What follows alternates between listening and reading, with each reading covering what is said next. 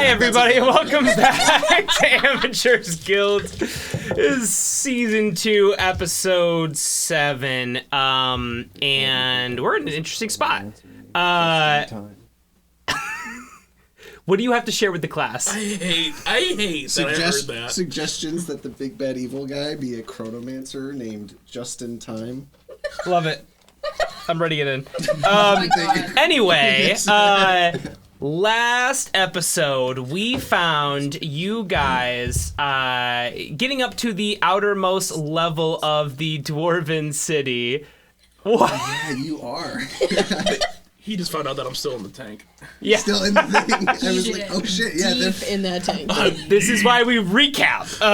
Listen, and you would have found out. Balls deep in an animatronic. You guys. We didn't say that. You guys. It's implied. It's in the that's in the DLC. Heavily alluded to in the novelization. What of the episode campaign. number is this? 7. Season 2, Episode 7. Proud of you. And I wrote it down earlier. And let's see. Last episode, you guys climbed up to or just had finished climbing up. You started the episode having climbed up to the top of this massive ridge on the outermost part of the Dwarven capital city. It is kind of a little bit more desolate, but there is kind of as you get closer and closer to the wall of the mountain, it becomes more and more active and lively as you're essentially approaching like the center of the city. So Eric had told you, of course, that the outermost section is more workers and folks like that. You have more in the middle section, it's more artisan and let's say like politician even kind of types. And then as you get into the very center of the city, that's really the Understone Keep, which is, of course, the king's palace, essentially. As you guys are kind of climbing to the top, you run over to hide yourselves and get covered. This is, of course, after you've already taken your potions to disguise yourselves as dwarves. And the only person who is not able to disguise them or to hide themselves before an automaton, which I think there's a better word for that, but I'm using automaton because that's what I said last session. Tank approached and spotted you. Begin questioning Pale Scales. If I remember correctly, Pale Scales pseudo-effectively convinced the tank, kind of, that you were I forgot what the name of what the... Percy Smithcrafter. Why? How do you remember that? Because it was a moment of panic. And we're successful in a deception check. The automaton elected to transport you to your family home who you were visiting. I was an out-of-town Smithcrafter. To which Lacey jumped around the corner and proceeded to try and stop the tank from doing so. Patricia. And Patricia, what was it? Smith? It was Smithcrafter. Very appropriate dwarven name. And unfortunately failed miserably. The tank kept giving you guys chances, and you guys kept being super sketchy to it, casting spells. I was dead. Lacey cast, what was it? No, Pacificus Totalis, feign basically. Death. Oh, yeah. Feign death, And yeah. I forgot that it's not secretive. Feign death. Pale Scales dropped, apparently looking dead. The tank then accused Lacey of murder, tried to take her in, to which all hell broke loose, and we began fighting this giant mechanized tank. Blows after blows after blows. You guys had done some damage. It had done some damage to you. It seemed like this tank was pretty fucking strong. And Sebog decided to take an alternative approach, which was to seduce the tank, and was successful in doing so, to my chagrin, even now. And ultimately distracted it enough to allow your allies to escape. And then, of course, forcing you to essentially Be all up in that tank and jump into the canopy of the tank and essentially drive off into the sunset. We don't really know. We are currently staring at The whole stars. mini. Yes, and the tank romantically blew a hole in the mountain so that you could see the stars, even though it was daytime and the sun shined through. You said the stars. No, I just watched it. I said daylight. Did you really? Yes. Wow. I Otherwise, was in my own fantasy. Otherwise, I would believe you. I was in my own fantasy. Starlight's technically daylight. It's really just a really We're watching big starlight. Real hot star. Anyway, the rest of the We're all up in that cockpit. yes, Oh no. Same. yes. No comment. The rest of the gang proceeded to make a dash into the little part, like the more populous part of this outer section of town. You guys found a dwarven pub, a bar essentially. Made your way in there, found a table. Eric and Tim went to go meet with Eric's contact there to ensure safe passage into the middle section of the city. While he was gone, you guys were approached by a curious and seemingly harmless, but also seemingly sketchy old man. He was among us sus. He was sus. He was 100% sussy wussy. But he was quickly cock-blocked, essentially, by a bunch of other dwarves. As you guys were in this bar, you did notice, of course, that it only contained women and old men, seemingly coming off of work shifts. And these other old men, who were slightly younger than the old man who approached you, harassed him and essentially accused him of some kind of, being a bad actor of some sorts. There was some kind of feud. They took him away. You guys just let it happen. And then as that happened, a small dwarven child came up, stole your bag of holding, I believe, Pale Scales, made a dash for it. You chased after him, tackled him. Turns out he's just a kid, and it was pretty easy to do so. Madras, I believe you captured him. To which some guards found you guys. Questioned you. You were almost convincingly able to escape, but then, Damien, you mentioned that you guys are hill dwarves, and they started asking why you hill dwarves are here, and then it all fell to shit, and you fought them and killed them. Made your way, hit the bodies, made your way back into the pub. In the mead barrel. Yes, in the mead barrel. There's no yes. dwarf national anthem. There's no such thing. That is true. Yes. Yeah. Great guess. Willie recommended that nobody drink any more ale from this bar. And then you guys were reconnected with Eric and Tim as they had made contact with their the person that was going to help ensure safe passage into this middle city. And you started to leave. As you were leaving this bar, Madras, you felt yourself getting taller as you realized that you were no longer in the form of a dwarf and your potion was wearing off. And that is where we are now. But before you do anything, Madras, we will start with Sebog. Oh, God. Yeah. Sebog! Hell yeah. The romantic type. Oh, yeah. Sebog. One and done. You awake. One and done. You awake inside of this warm, dark canopy of this automaton tank. The door is closed, and you can't see where you are exactly, but you feel the rumble as the tank moves at full speed. You realize you just kind of fallen asleep, probably a little exhausted from battle. Sounds a full rest after sleep. Most certainly not. You definitely do have a short rest, though. And by the way, you guys also have a short rest. Hell yeah, baby. That's all I needed. Mechanically, this will happen after we establish whatever you're going to do, Madras, but we'll just do it all right now so that we can be efficient with time. Yes. Sebog, Yeah. so you awake as this tank rumbles forward.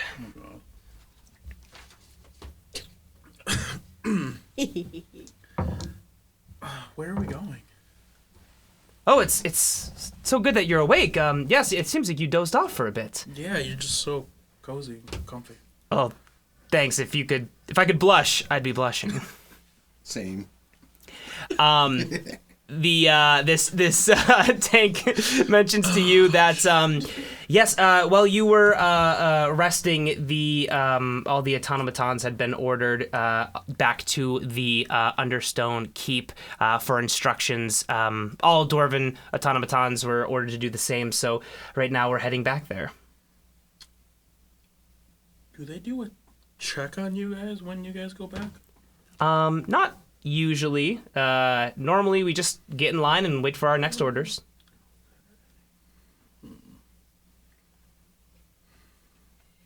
I how probably much health shouldn't do you go have? with you inside the castle. You see that he says, well, it's we won't necessarily be in the castle. It's the Understone Keep is much bigger than just simply the castle, but there's a fortification below. We're actually almost there. You hear the tank after a little while. The tank starts to slow down and eventually comes to the to a stop. And the tank says to you, by the way, I don't know if we've exchanged pleasantries per se. We're kind of in the middle of a battle, but my technical name is AX1L, but you can call me Axel.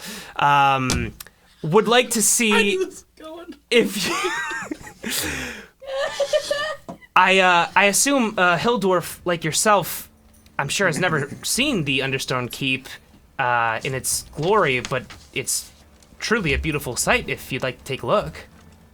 I would love to. You see this canopy opens up a little bit, and you look out into this massive cavernous, like, it's not even like a tunnel, it's just this chasm, this huge open area surrounded by rock. You're definitely within the wall of the mountain.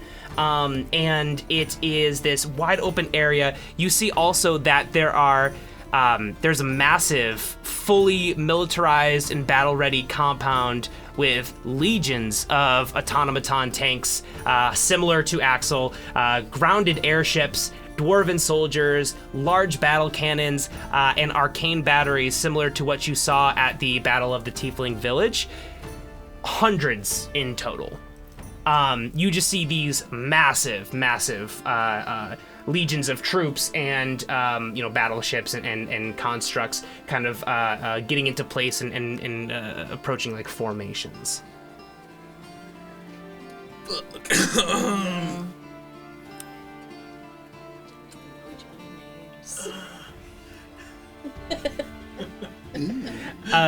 Sebog, give me a perception check.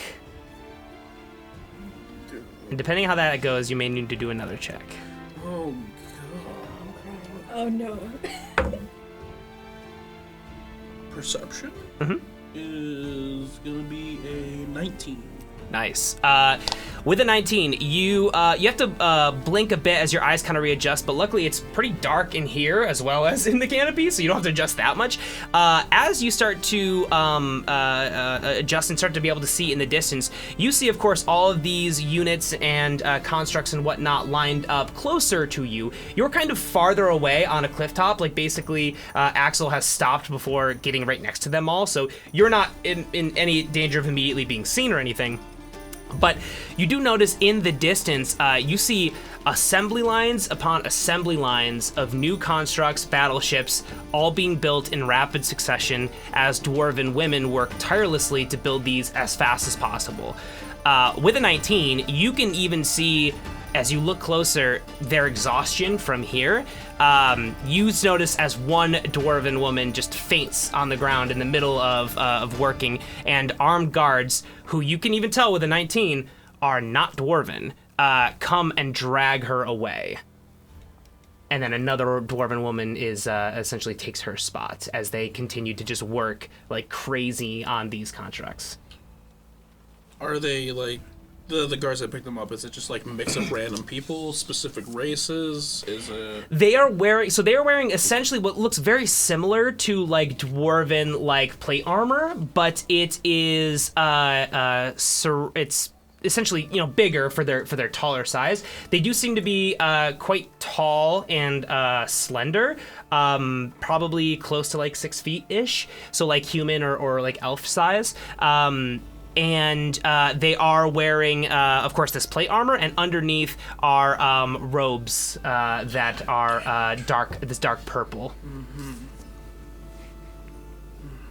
And with that 19, go ahead and give me an Arcana check. Oh. Sebog's strongest stat. It's yeah. Is it really? No. I was like, wait, what? Yeah, I have a natural 20. Oh, and it's not a good roll. Fun fact, he's proficient. Fun fact, it's actually a dirty 20. No. Actually, a 40? 9. It's like 40 times 2. 9. So, with a 9, you can tell that at some point in this, like, assembly line, these constructs and whatnot, especially these like automaton tanks similar to Axel, are at the end of the assembly line where you can see they are not like self-aware, kind of like Axel is, right? You can see that it's like fully constructed, but it goes into this building, and then on the back side of it, you see that it seems to exit and seems to be like fully operational, but you can't see what's going on inside of the building exactly. And this is like a large, like military, like fortress that they're kind of being the assembly line goes straight into. So, you said earlier we didn't really get to know each other right away. Is this your home? Is this where you were born? You see, Yes. Axel says, Meet the engineer. I guess, yeah, this is kind of like my home. I'm not sure what I would consider to be home, but I guess if I had to choose a place, this would be it. Well, if home is where the heart is, then I'm home right now. Or I don't have. We're really seeing how Cole won over his wife. Honestly, he almost won me over right there. It's pretty good. It's pretty good. Yes, I have the charisma of a robotic tank with no attributes We at all. just acknowledge how it is not the same as the other Every time tanks. I try to give you a compliment. Okay. Cole's got that So construct back raise. end. Wait. So when you said different from all other tanks, what do you mean exactly? Didn't you said something? Didn't you? Okay, unless I'm mistaken, did you say earlier that it seemed like there was something about her that she seemed to have more to her than the other tanks? So you have not really seen any other tanks, like close up.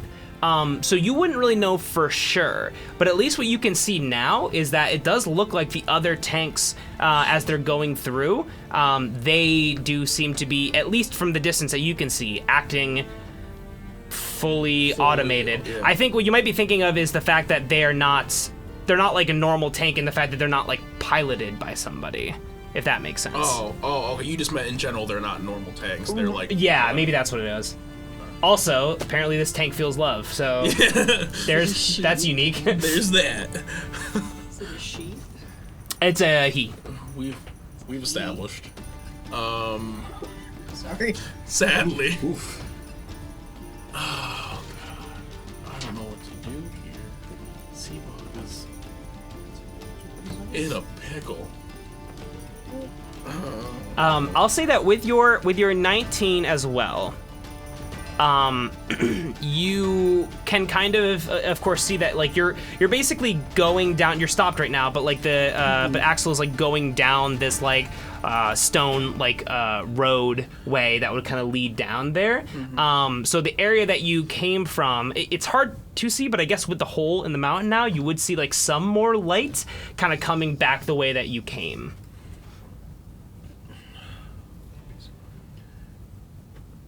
I don't know if it'll be safe for me to go with you down there. Or yourself. Axel pauses and says, well, I know you're a hill dwarf, but why? That shouldn't be that bad. I mean, I know a lot of people don't love people who are not, dwarves at the mountain, but you should be fine. I'll still be looked at as an intruder going into this camp. You see that Axel just says, I guess that might be true. And I'll be honest, I'm not sure exactly what our next plans are. All that I know is that we're positioned and ready to go to Rune any second.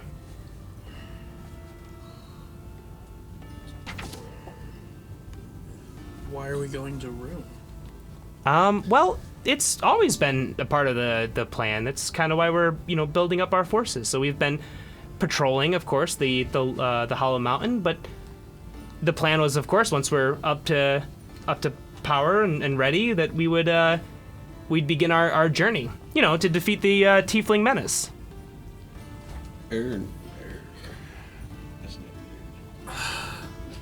Shut up, you guys. This is not the time. You're ruining his first date. This is not the first date. This is like third. we're in No, it's the first date, third base, Dame. Come on. They've been around the base. Yeah. base plate. A few. Damn. You are a whore. You are a whore. We do know this about Sebog. It was in your backstory.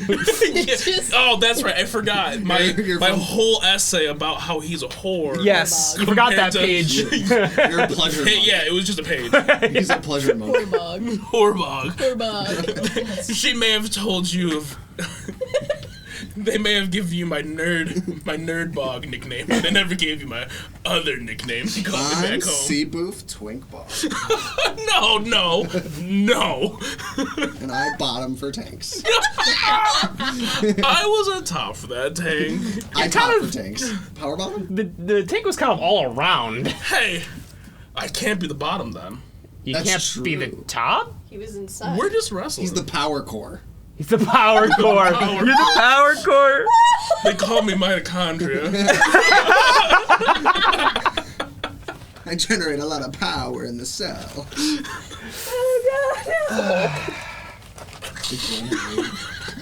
I'm the power bottom. I generate a lot You of gotta break power. up with this tank, man. Working on You it. think in your head, what would Kairos think? Oh my god. What would Kairos do? Sebog? Aha, Sebog! Kairos, is that you?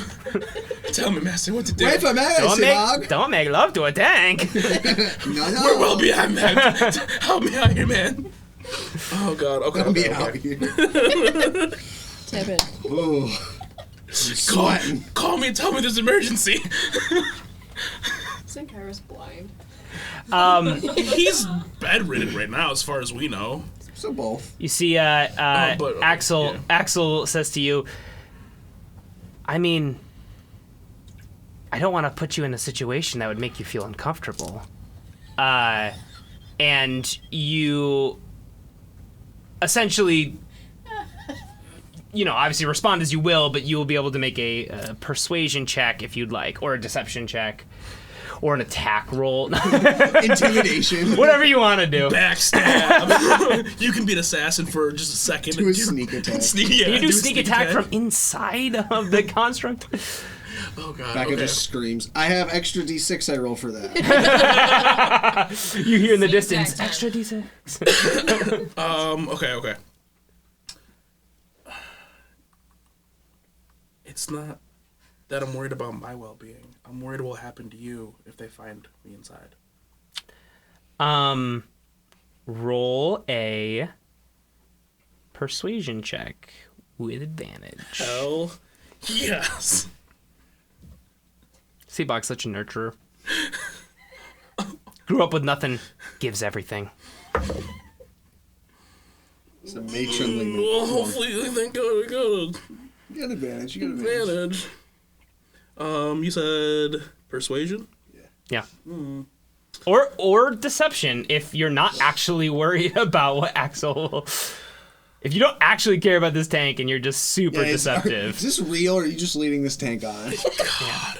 I think Sebog's Are you just being a lost tank right tease now. right now? I think Sebog's lost right now. Okay. Fuckboy for tanks? You're what we call in the tank community a yellow light. That's a 17. Don't mean go. Don't mean stop. You see, So stupid. Axel just takes a long beat, and then the canopy opens up farther and says, I hope this isn't the end, but find me in ruin. Remember me as I was. A tank. Sebog, yeah. A weird tank that you have a fetish for. You climb out of Axel, and you see Axel just kind of closes the canopy real slowly and just kind of backs away, turns around, 3-point turns, starts to drive away. As it drives away, it just kind of like slows down, turns the cannon back to look at you. Shoots me. Shoots you immediately. Roll a new character. The cannon turns back and then just continues on its way down to join the rest of the Legion. Can that tank make a perception roll for me? No. Can that tank make a perception roll for me? No. Oh, fuck you guys. You'll never know what happened then. Wait, what do you mean by make a perception roll? Can it make a perception check? Oh, like to see... Like, wait. Can it make a perception check? To see what you're doing? Not what I'm doing. Oh. I guess my question was, are you trying to learn information based off of its perception? No, that's why I was like, wait, how would that work? I'm DMing you right now. Okay.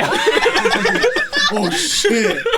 It is universal. Sebog gets laid once and automatically... yeah, I'll make a perception It check. is true. When you have sex, you become the master. of the 15. It's true. Inside the cockpit, it notices a message. Written in poop. No, this Shit. From isn't Pale Pale Scales. Scales. This isn't Pale Scales. Fuck this thing. Hey, if you wanted to romance a tank, you could have done I did that. have my chance. He was on the ceiling the whole time. He watched the whole thing Just go clawing down. the ceiling. I'm just in the corner. I'm so sweaty. It's That was so my hot. opportunity to leave. I'm so turned on. I can't get out of here. The tank notices a message saying that I'll never forget you. A little... You can't really see that. Well, No, give me a yeah. perception roll. Woo! My turn. Right automaton, wrong time. I rolled like so many perceptions. I don't remember what it is. 4. That's a 8. That's a 17. You... 7. Your stone. It's a 3. Oh, my bad. You look back over your shoulder as you walk, and you see, and you're not sure if this is because of the damage done during battle, or if this is truly emotional. But you see just a little oil drop just run down the side of the cannon. Sebog gets the fuck out of there. Sebog, you make your way back up this stone path, kind of hugging the wall, trying to stay out of eyesight, and you approach this kind of like brighter. It's still not super. It's not like fully daytime out, but you kind of go up toward this more well lit area as you try and figure out where the fuck you are. Yeah. We cut to the rest of the party. Madras. Right. You have just exited the Dwarven bar with Tim and Eric and the rest of your companions, and you suddenly feel yourself get taller, and you notice that your beard is falling out as the potion disguising you as a dwarf wears off. How far into that transformation am I? You Like enough for people to realize it? You- Has anyone realized it yet? So give me a perception check. Come on now.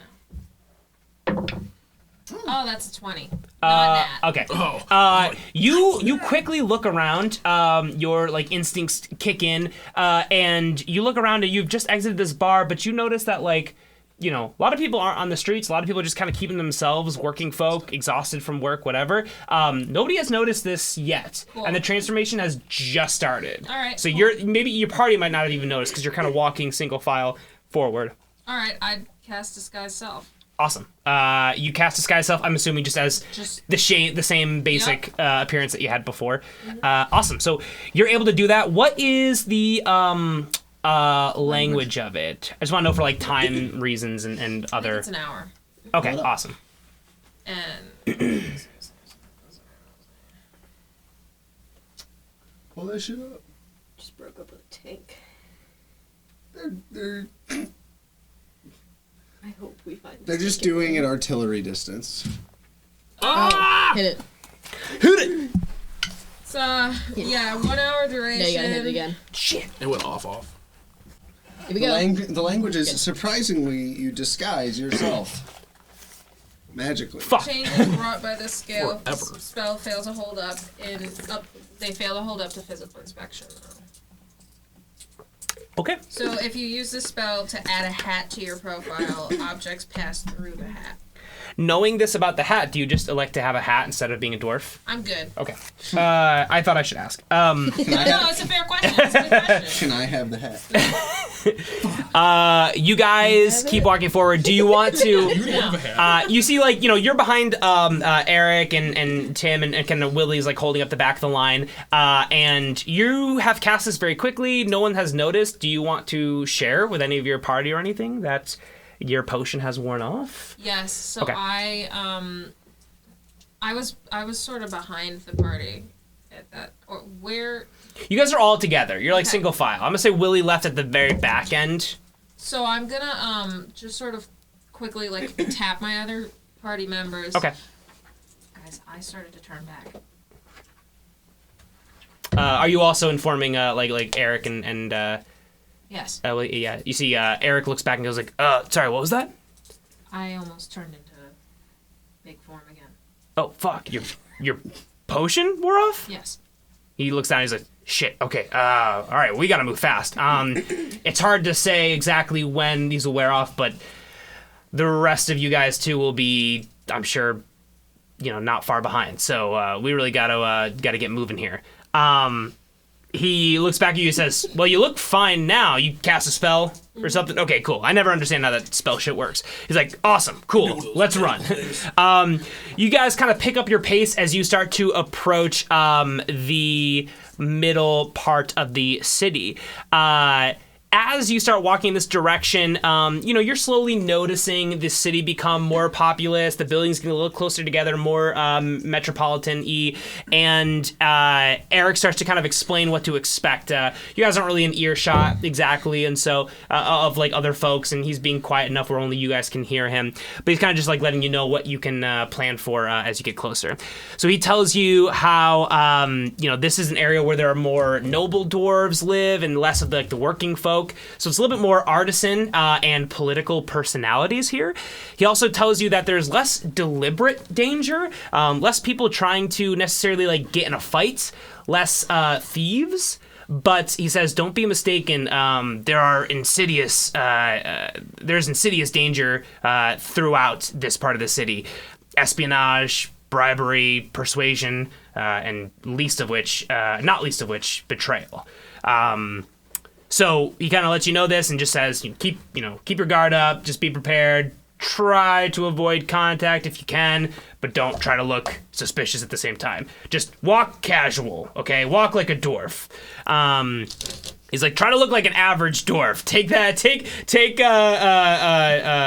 recommendation from Tim here, the most average looking dwarf you've ever seen. And Tim just single tear runs down his cheek. As you guys kind of move farther along, he continues to tell you a little bit more. He says, also it's really important to note too, it's a little bit 50-50 on the outer parts of the city here, where exactly people stand with the Circle of Fire. Some people believe in the cause. Some people are vehemently against it. As we get closer and closer to the middle of the city, and ultimately the Understone Keep, it will shift. Even in the middle city, there will be far more people friendly and sympathetic toward the Circle of Fire, whether that's they actually believe that or they're just convinced that's the winning side. He says, a lot of these people in this middle section here have absolutely no honor, and they're just working in their own best interests. So we have to really watch out for them. You guys approach the city. The buildings go from like 1 and 2 stories tall to like 3 and even 4 and 6 stories tall. And then, it just becomes busier and busier, more commotion, more talking. Everyone give me a perception check, except for Sebog. Put that back. No! You miss Axel. You're aware that you make. Yeah, you perceive a tear running down your cheek. Perception isn't that I got good. a nat one. Ooh, she, Mrs. Axel. This looks like Perception wise. This looks like a great city. You love it here. Pretty dope. It's a great spot. It's very cool. Pretty I got normal. a 4. Oh, God. Got a 4? Mm-hmm. Seems to be a high population of dwarves here. Whoa. God damn. That is fucked up. I rolled the best. Got 7. Oh Hey. my god. Cool. You notice, Lacey, as you walk through, not much more than everyone else. Again, it's more commotion and whatnot. But you do hear as you're kind of walking through, some like rustled like footsteps every once in a while. But it's really hard to tell if it's just your imagination, if you are being followed by somebody, if it's literally just some person walking around. You really have no idea. You guys go ahead and roll me a d20. Essentially, this is going to be just one of you guys can roll it. Oh. And this will be an encounter potentially. That's 17. Okay, you're fine. You walk through, and because you guys are also holding your disguises, you assume that is helping you guys, of course, blend in. And so nobody bothers you, really. Eric and Tim and Willie kind of keep a tight ship as you guys just kind of move in one direction, and nobody seems to bother you. You enter the middle of this city, and you kind of get to like the epicenter of this middle section, right? So you get to this little bit of a town square, essentially. There's like a 5-road intersection that becomes a big walking area. You see shops, you see a bunch of different things here. It almost kind of looks like a normal city, and if you didn't know any better, it would look like a pleasant, bustling town. With your perception rolls, it's pretty much all that you got out of there. It reminds you a little bit of Ruin during the Salvation celebration before shit hit the fan. Everyone can give me an insight check as you kind of examine the people walking around here. It's a 19.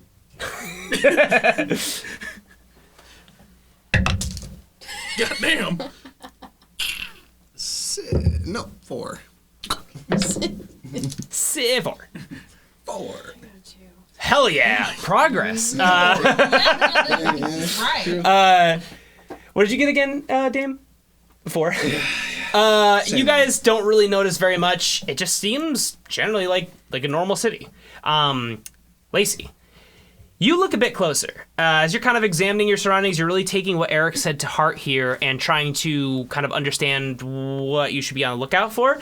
And you're looking around, and it does look like these people are happy at first glance, but you kind of get the inclination that these people are kind of putting on a charade. Like, they actually feel like, you're getting the vibe that they feel scared. And they're trying to act as if everything is normal and trying to just kind of keep this upbeat demeanor, whether they, actually maybe are happy that the Circle of Fire is here, but it seems like a lot of folks are literally just trying to not draw attention to themselves and just kind of keep the peace. It's like when you walk into the Disney store and everyone has to be smiling. Yeah.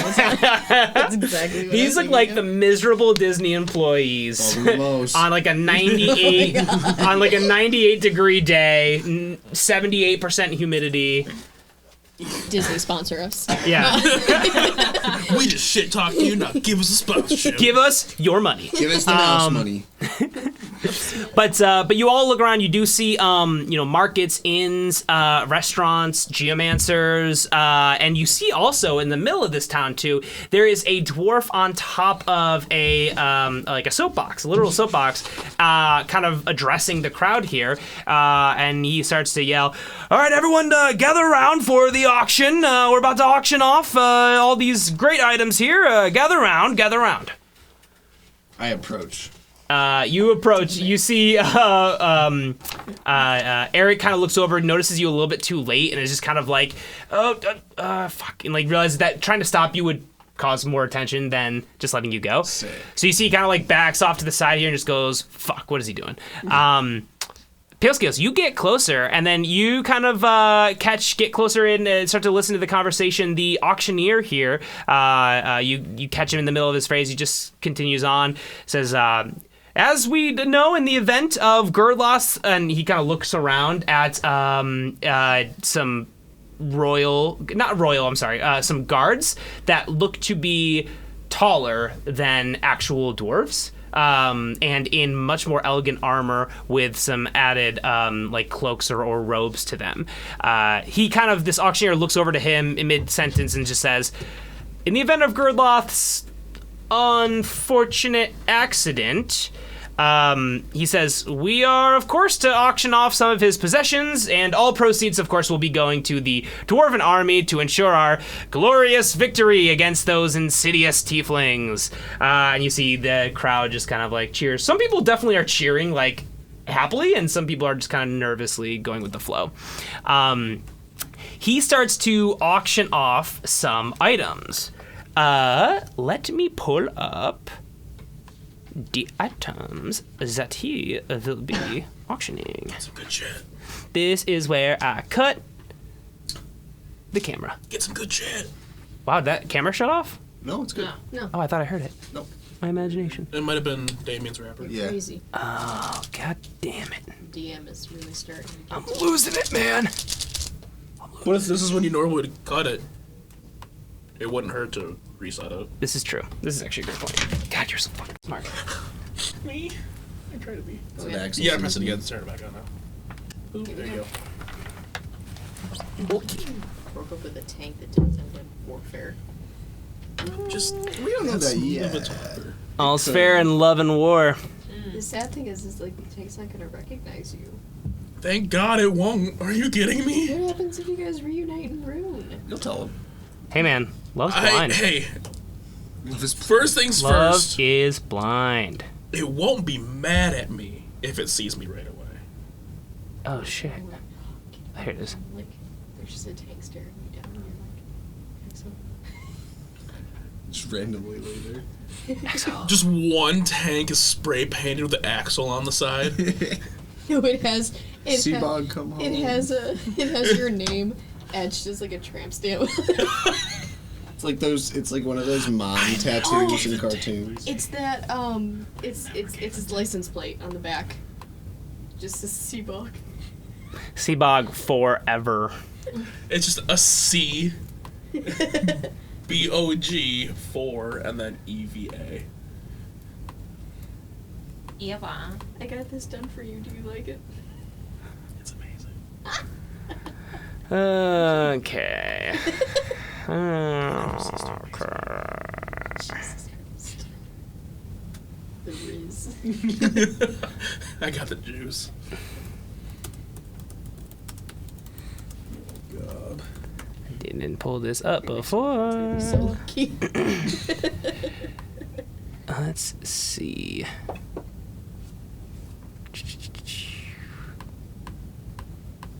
Why is this dumb?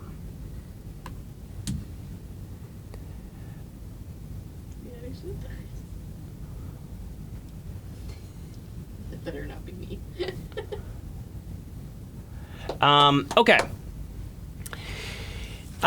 You hear Pale Scales as you approach the auctioneer say, all right, the first thing at auction here is a pair of knucklebone dice, just some of his favorite for gambling, one of his favorite heirlooms. You would think this would maybe go to his family, but that's not how we do it here. Haha. Let's take the bidding at 1 gold piece. 1 gold piece. Do I have 1 gold piece? Anybody 1 gold piece? Gold piece. Go once. Go once. Go once. Go twice. Gold piece. Gold piece. Give me a gold piece. Looks around. You see that some dwarves start to put up a couple hands go up. It's like, oh, I got 1 gold piece, 2 gold piece, 2 gold piece. They continue to go on. Do you want to try and bid? He placed no bid. Okay, got it. He sells it for 3 gold piece to a dwarf in the front. You see somebody goes over and brings that to him. Level up 5 times. He says, next is a fine silk handkerchief given to him handed down by his great-great-grandmother. This will now make a fine contribution to another household. Let's start the bidding at 4 gold piece. 4 gold piece? Do I have 4 gold piece? It's a fine silk handkerchief. It's very nice. I know Gerloth would have loved it. Stops, takes a beat. You see the guards over there just kind of looking over at him. He's like, But it would be great to help the dwarven cause. Do I have 4 gold piece? You see that eventually somebody buckles and gets it. And he auctions off a couple more items, a small vial of oil. He says this is used, of course, for cleaning weapons and armor. It's something that Gerloth used to love to polish his armor back from his days in the army in the Forever War. And this would be just a very useful item to have for any young aspiring soldier or dwarven archer, perhaps, maybe. You see they kind of do the bidding, couple of gold piece, 8 sells to, and then it gets to like the last couple of items. You see that, and I'm going to roll. How much money do we all have? Does anyone remember how much money we started with? I mean, I we had all 10 started with 10, I believe. You And then we each, got at the some very stuff. start, I don't remember what you started with, but you each got 10 gold piece from Eric as a thank you for okay. bringing out. Yes. So we have 40 in total right now? We should probably have more than. We Depend. also started with 10. Oh, At so the we have beginning. even more. Okay.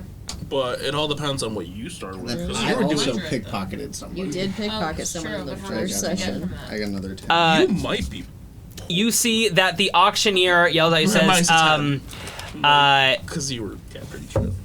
We have a fine gold ring here that seems to be in the shape of a key and as an emblem on the front here.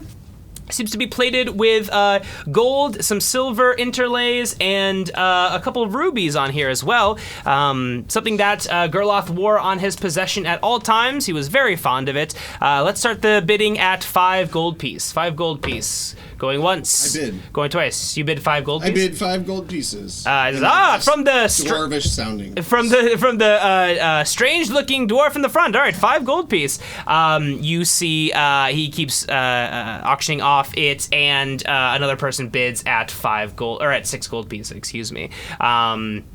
He says, "All right, 6 gold piece. Going once, going twice."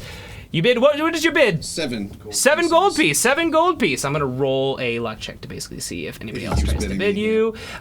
You see that same dwarf kind of looks at you and just kind of squints his eyes. Definitely prideful. He says, "I bid 10 gold piece." And then the auctioneer gets very excited and he's like, 10 gold piece, our highest bid today.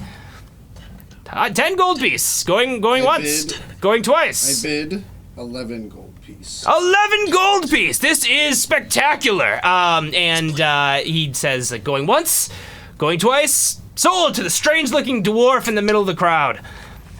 You see a guard kind of goes up and grabs the ring, hands it over to you. I'm going to use his... As he approaches, do you want to do anything? No. Okay. Nothing. He is That would be going. sussy. He is going to. He's not actively looking, so he's going to use his passive perception. Give me a. I will either let you do a deception or a stealth check with advantage. May I do deception? Sure. Now that you asked, you can't. That's my worst one. Oh, great. That's a 27. Oh shit. Right. Yeah. You see this guard kind of goes over, drops off the ring in your hand, and then walks away, completely oblivious. I slink away from the auction. You want to slink away? Like, Okay. very casually, as subtly as I can. You slink away. They do continue to auction off more items as time goes on. You kind of approach back to your crowd. You see Eric kind of like, once you get closer, kind of grabs you by the arm and just says, "Hey man, what the fuck was that? We're supposed to be incognito here." I got this ring. Okay, but that's not our primary objective here. I don't know what it does or it doesn't do. Right, but it could have got you caught and fucked up our whole operation. But it also could.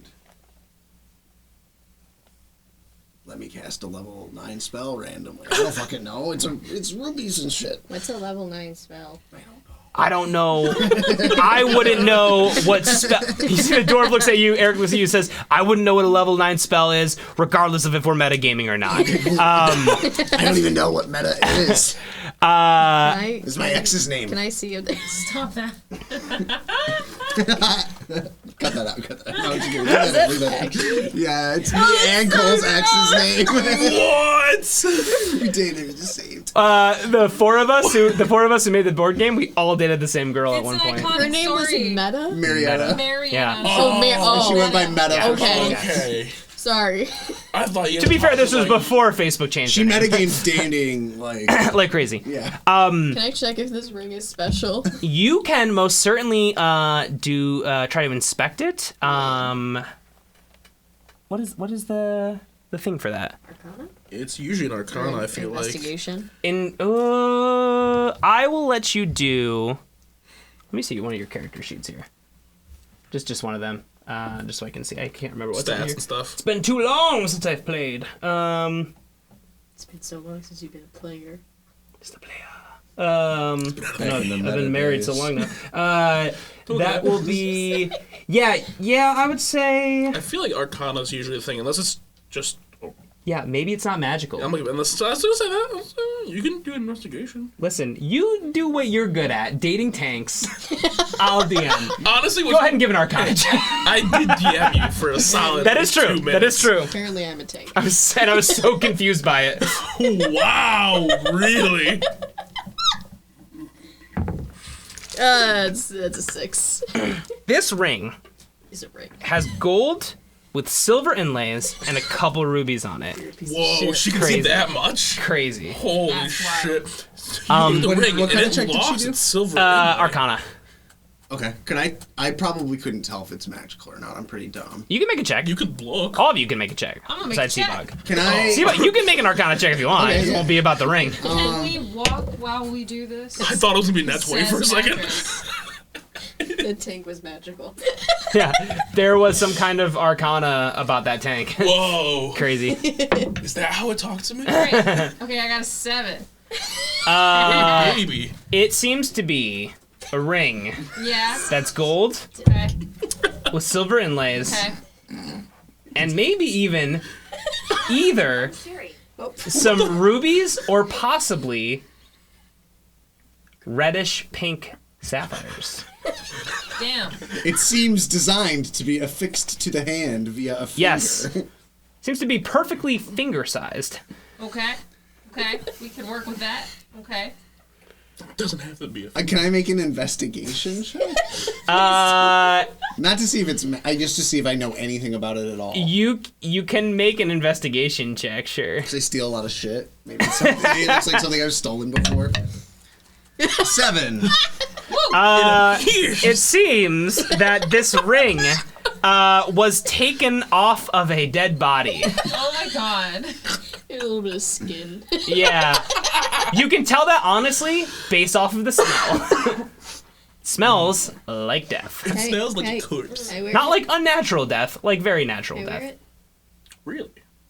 A very natural. Very natural. Well, it depends what you mean by natural. You said a natural death. No, it It's smells. stinky. It smells. It doesn't smell like unnaturally like death, but it But smells then I'll be naturally stinky, so like maybe death. you'll like Oh. I If that do makes sense. Gotcha. No, I got you But- now. It smells like Right. normal I'm so death. I was like, opposed I to wiped magical my death. yo sweat on you. Can I wear it?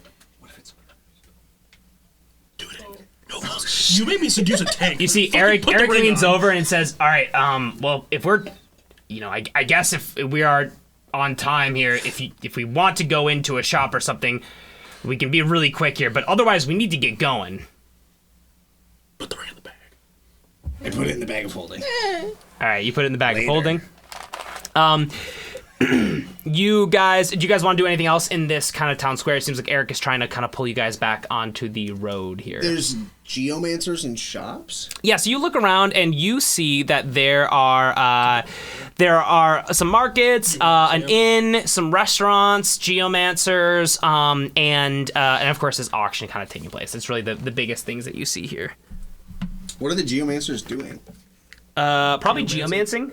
Like, I love that I said that too. what are they? So mad that you beat me to it. What are they geomancing currently? It's almost like you'd have to enter the shop to figure out. Oh, they're in a shop. It's a shop. I Yeah, thought you sorry. meant like they were out sculpting. And Oh no, sorry. So much sass tonight. I turn to Eric He's mad. It's just because they're made bad rolls. I guess. and I say, "It seems like we don't have a lot of time. We want to get going. Eric says, "Yes, I would agree with that. So where should we go?"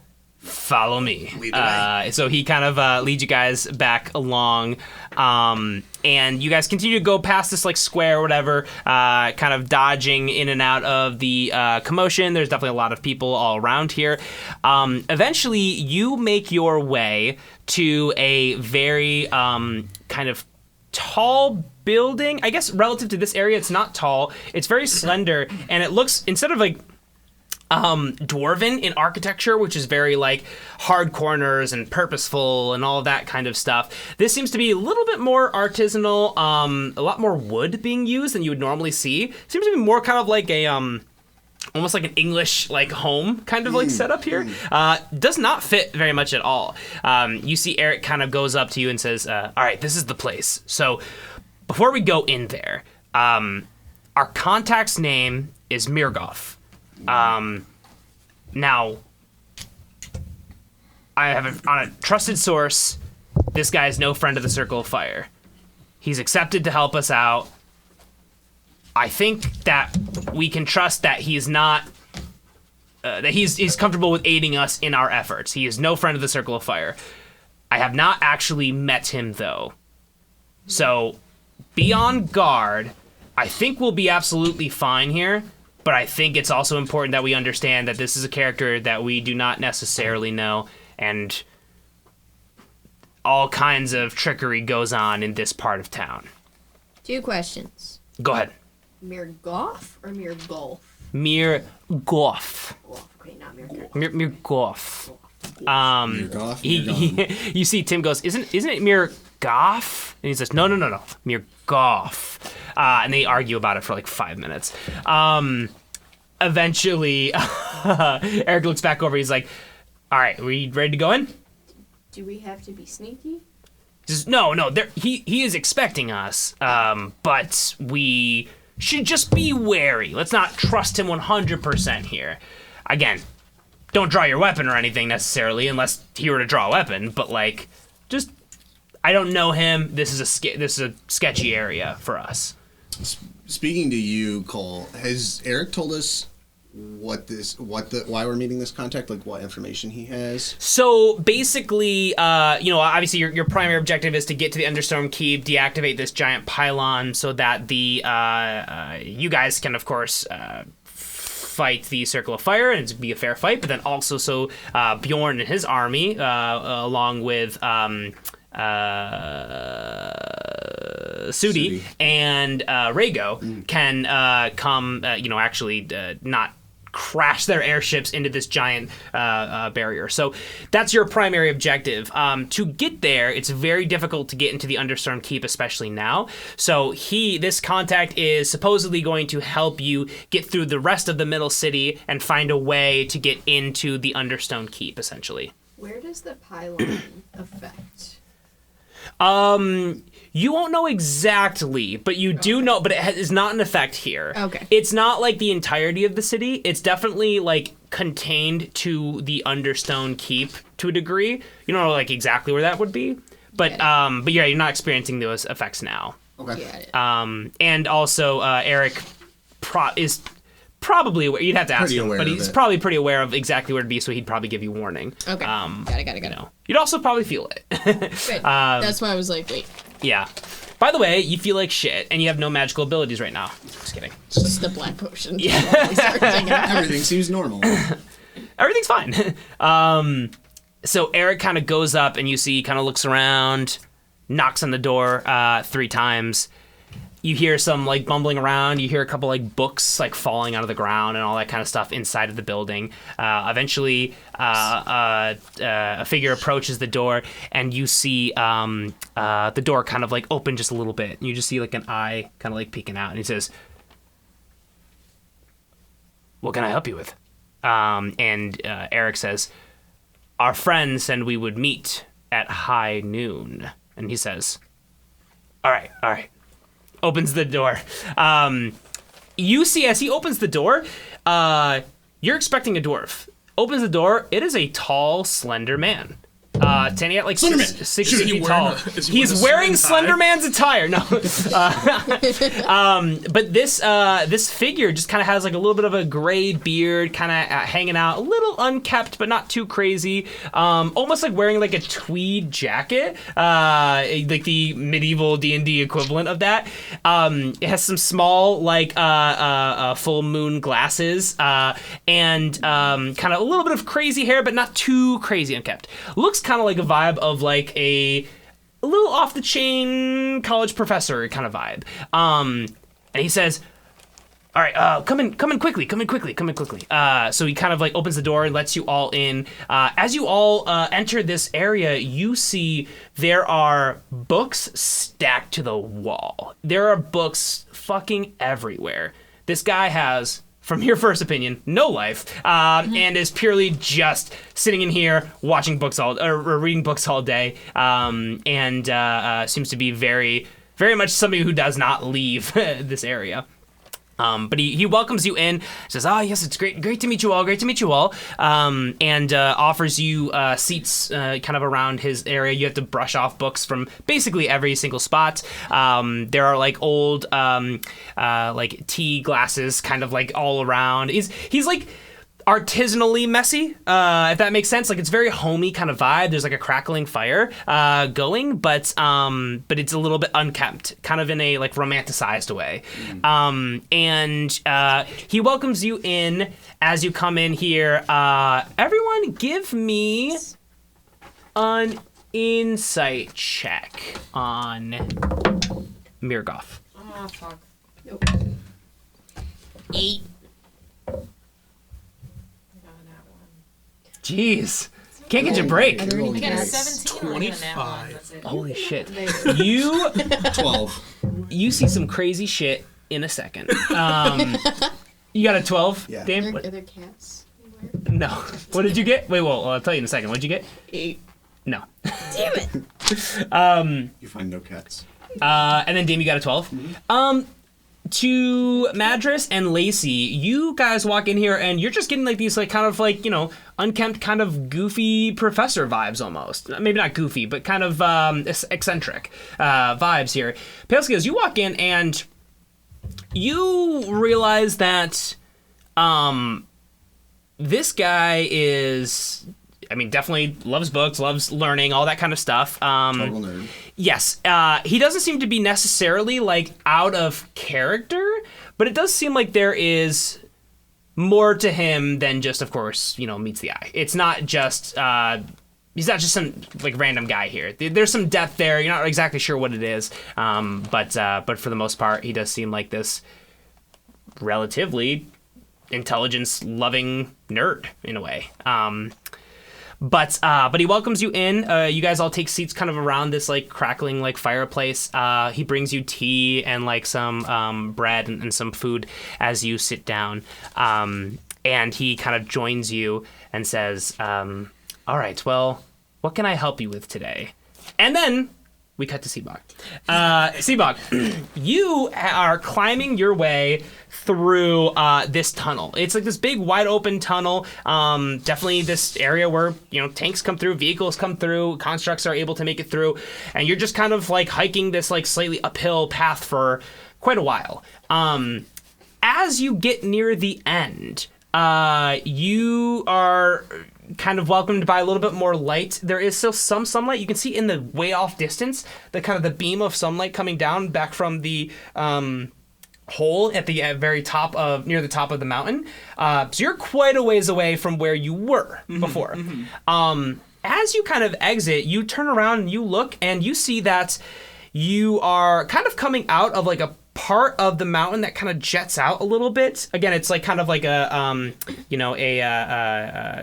cone in a way, and you have this like plateau that kind of sticks out, the outer part of the city, middle part, and the inner part. You're not in the inner part. This part of the rock kind of juts out, and it seems to be some kind of like back entrance way to get down eventually into the mountain, which then leads to the Understone Keep. So you kind of realize this is probably makes sense because the direct path, what initially how the city was built, is probably far more pedestrian and walkable in a lot of ways, and they probably couldn't fit all these vehicles through this way. So you're kind of actually at the precipice of the inner city, but you are technically kind of in more of the middle area. You're not exactly sure what part is where, but you notice relative to where you initially came from at the very outermost parts, these buildings are much taller. There definitely seems to be more commotion, more people walking around, going about their day, a lot less worker folks, and much more similar to what a normal city would be like in a lot of ways. Okay. Give me a perception check.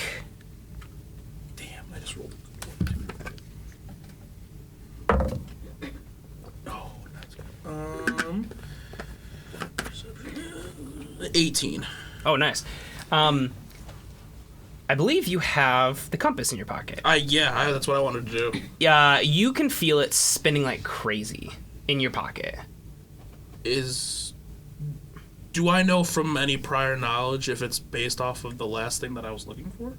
You remember that it seems to point toward, at least as Eric had told you the history behind this compass, what the lore is behind it, is that it points toward the thing that you are most directly looking for. But you're not holding it right now or looking at it. It's just kind of spinning. I'm going to put it in my hands. Got it. And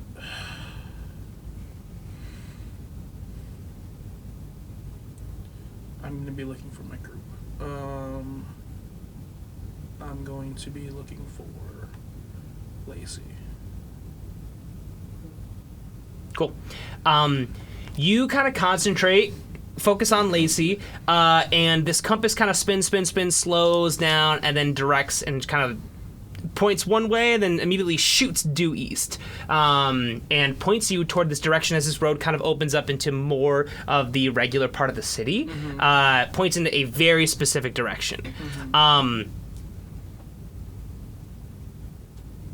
Pale Scales, Lacey, and Sebog, roll me a flat d20. Do I get my Luckstone roll to it? What's the Luckstone do? It was just a +1 to everything. Oh, then yes. I'm like, that's 6. 19. Nice. 15. Nice. Pale Scales, as you're sitting down, you feel yourself turning into your normal body. As you kind of revert back into your normal dragonborn self. As this happens, your compass obviously is pointing in this direction. You now have a kind of a direct heading toward which way your friends are. And I'm assuming you start trekking that way unless there's anything you want to do first. Am I not trained? No. Okay. Okay. And to be fair, it's only ability checks and saving throws. So That's okay. You still would have. Yeah. I figured I would have, but You son of a bitch. You notice you are not even a dwarf anymore. Now you're a rodent. Okay. Do I like? Because I don't know magic very well, I feel like I would be wary of the potion. Mm-hmm.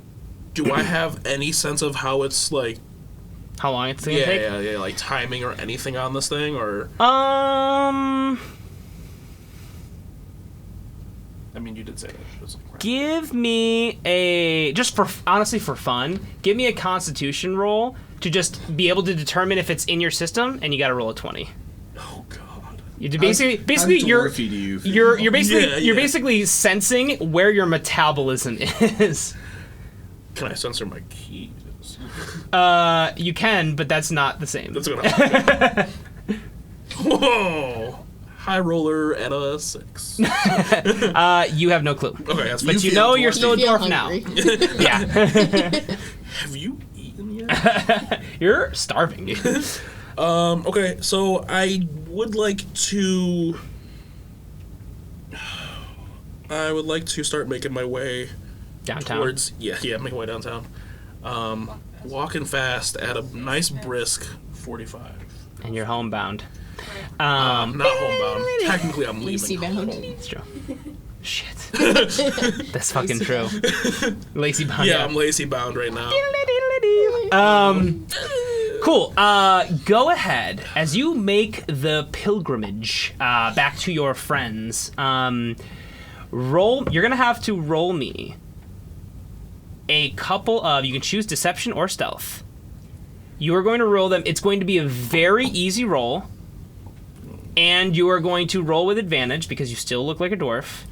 But there is a chance that you are stopped and questioned. God, I swear. But again, it's a very easy check, but we gotta do it. I'm gonna roll 2 now. You're gonna roll 3 times total. Okay. So. Well, six Six times. times, Exactly. You can romance a tank. You can do anything. That first one is a 12. Okay. That's the first roll on that. Okay. The second one is a 22. So that's the advantage. 22. Cool. That one is math. 26. No, 25. Okay. 25. Okay. Fail. No. And that Oh, one. hit it. Oh, this is the advantage. This is the second roll for that one. That one was a. That camera still lined up well? Yeah. Yeah, we're good. Hell yeah. We're in it. That Hell one. This is the second roll for the second check. Okay. It's lower, so I'm not even gonna do that math right now. And 16, 18, that's an 18. That's a 26. Yeah, you're fine. Yeah, okay. That's all 3 of your rolls? I mean, I can Yeah. roll again No, on no, my you're fine, second you're one, fine. but it was the highest roll yet. You go through, you're kind of making your way through, and you definitely can spot some guards going through, like, as you're walking through. Go ahead, as you walk through, you're kind of, like, taking your pulse on this area. It's different from, obviously, where you were before. So go ahead and roll me a perception check. This is just be a very general perception check on everything around. 12.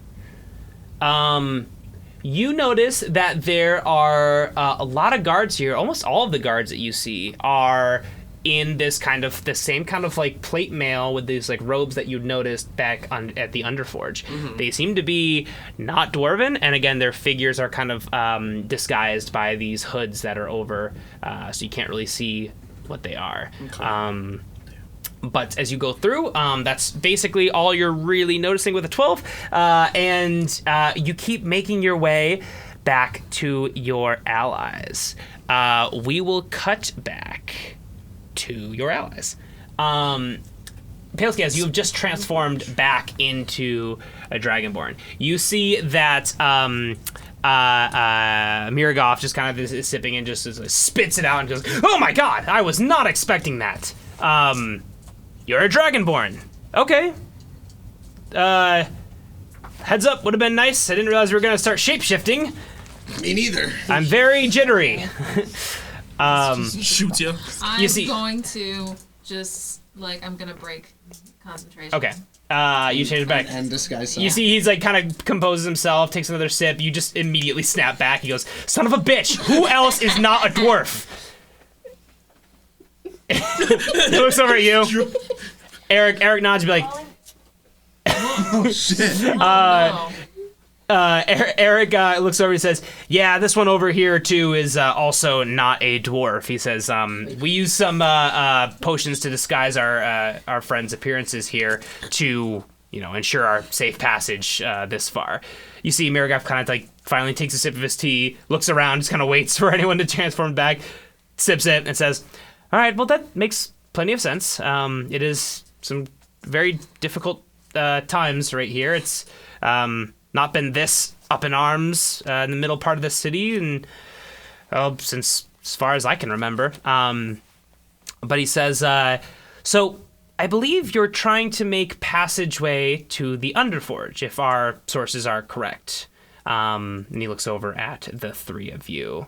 He says, now, if it's not too much to ask, what do non-dwarves have with an interest with this? I understand, of course, Eric and his allies trying to, rally the cause of the true dwarves, but you three I'm very curious about. Are you a dwarf? He shakes his head. He says, no, I'm obviously not a dwarf. I thought you were like the tallest dwarf I've ever seen. He laughs to himself. He says, no. Are you a dragonborn? He says, do I look like a dragonborn? If you were really sick. Do you? Oh, shit. He says, I'm not a dragonborn, no. All right. Cool. What? I'm sorry, what was that? What are you? Oh, sorry. He says, You can just ask people what they are. he says, well, I think it's pretty clear that I'm human. But I understand that kind of catches people off guard, when they first see a human in this deep into the city. Give me an insight check, everyone. He has scales.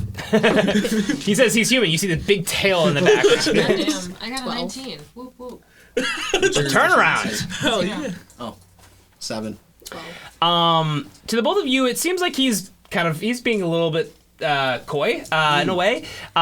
Madras, you maybe it's just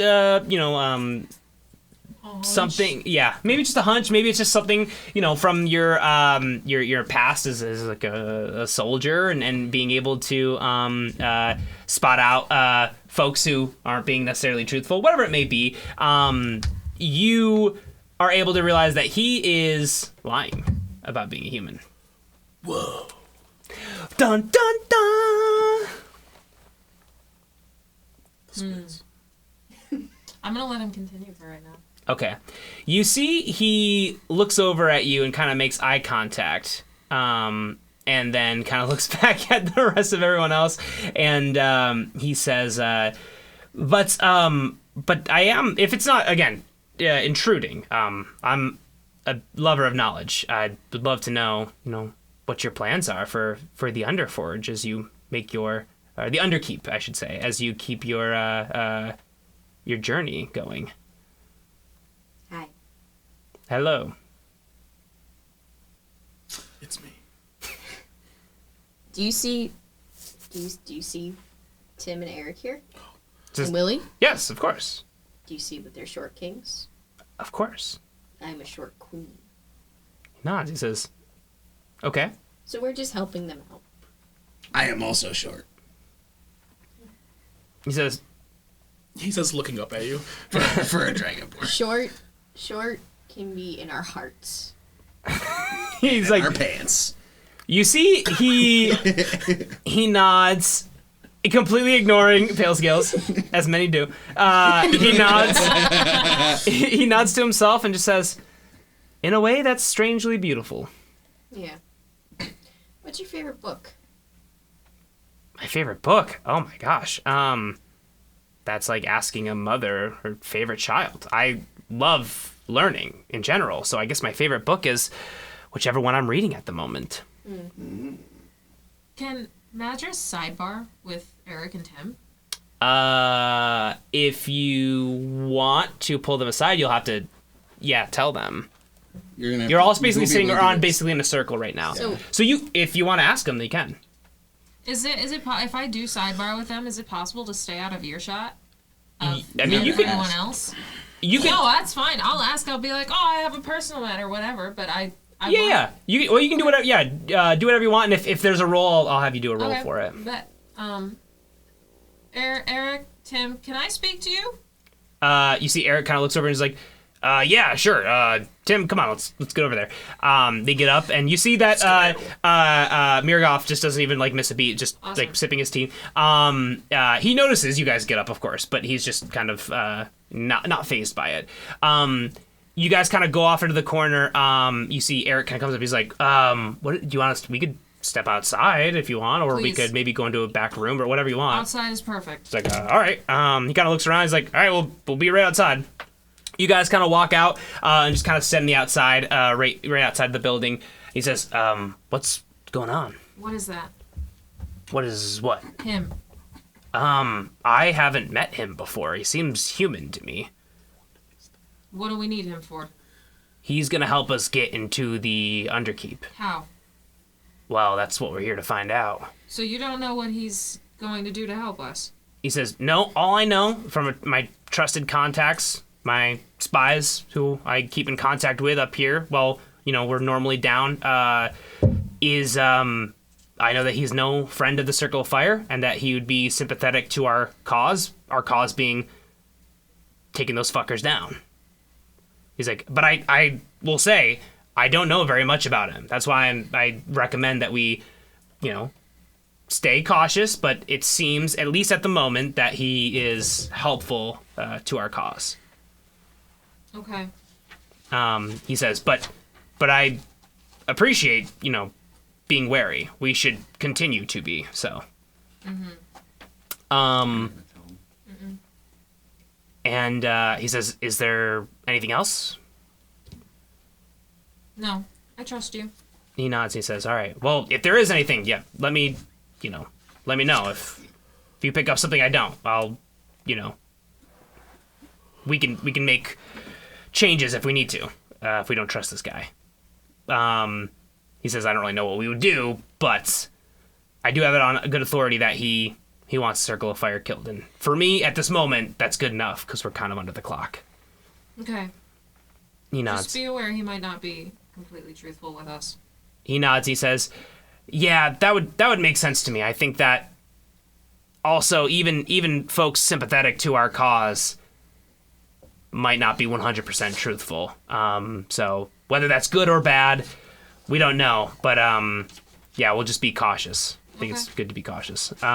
He nods. Tim says, "Yeah, what he said." And you guys all enter back into the building. You see that you guys walk in, and Mirgoff is just kind of like listing off like a bunch of books that he loves. There's all these random obscure titles. 4th edition this, 18th edition that, all this like crazy stuff. Super nerd. Can I stop you there real quick? He says, and my favorite rendition of the 14th version. Hold on, oh, hold on, yeah, hold on. sorry, yes. Hold on. How truthful are you? He says, well, it's a great question. But it's also an interesting one, because if I wasn't truthful, then my answer wouldn't really help you very much. So you have no reason to lie to me, is what you're saying. He says, I think we all have reasons to lie. Madras is staring daggers at him. He says, I understand not trusting somebody you just met. We're at a time of pre-war, almost. Their hostilities are very high. This entire city is filled with spies and politicians. So, of course, I am very wary of anybody. I've just met you. So what if there was a way we would all know we're telling the truth? He says, what do you suggest? Yeah. Okay. So in 15 feet perimeter, basically, we all know this is cast. That's why why I'm saying it out loud. Because I remembered that part. Because magic is obvious. I'm the sneaky one. So, until the spell ends, which is 10 minutes, a creature that enters the spell's area that starts their turn must make a charisma saving throw. Got it. So it doesn't necessarily guarantee that he has to tell the truth. He just has to roll. But she will but know. I will know if it's a Yeah. lie or I not. thought you got don't. it. No, I know. No, So I know she if does. I don't know if it's a lie. I should rephrase that. I don't know if it's a lie, but I do know if they If your spell was if they effective. saved Oh, or really? not. Yes. Yeah, I but thought you every didn't time know. he has to save. I What see. does he have to beat? He has to beat a 14. Okay. Oh god. Okay, I guess I have to tell you. Yeah, you have to. Yeah. He does not pass. Okay. So. Magus, you seemed. Wait, Scary. I'm sorry. Uh-oh. He does not pass. Okay, lit. You seemed nervous earlier.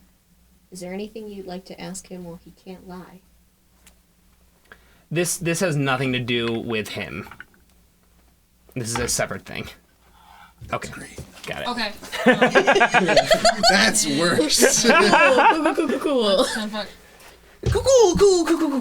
No Tarask approach. Nothing. You hear Hear loud wings. footsteps. Don't worry about it. You hear wings. The ground beneath you rumbles. It's a turtle. It's probably nothing. So yeah, he failed this, and so he's kind of. You see that he's not surprised at all that you'd cast Son of Truth. He's like, I completely understand wanting the truth. Books don't tell lies. He says, well, sometimes they do. The victors. ones. The ones He says, I agree with you there. He says, but the victors of war are the ones who write the books. That's true. What reason would you have to lie? What did you do? He says, I've done a lot of things in my life. What exactly? Why are you lying? And why am I lying about what?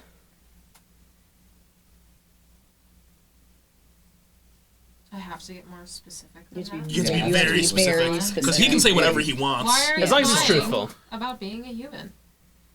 He says, I am lying about being a human because I am protecting myself.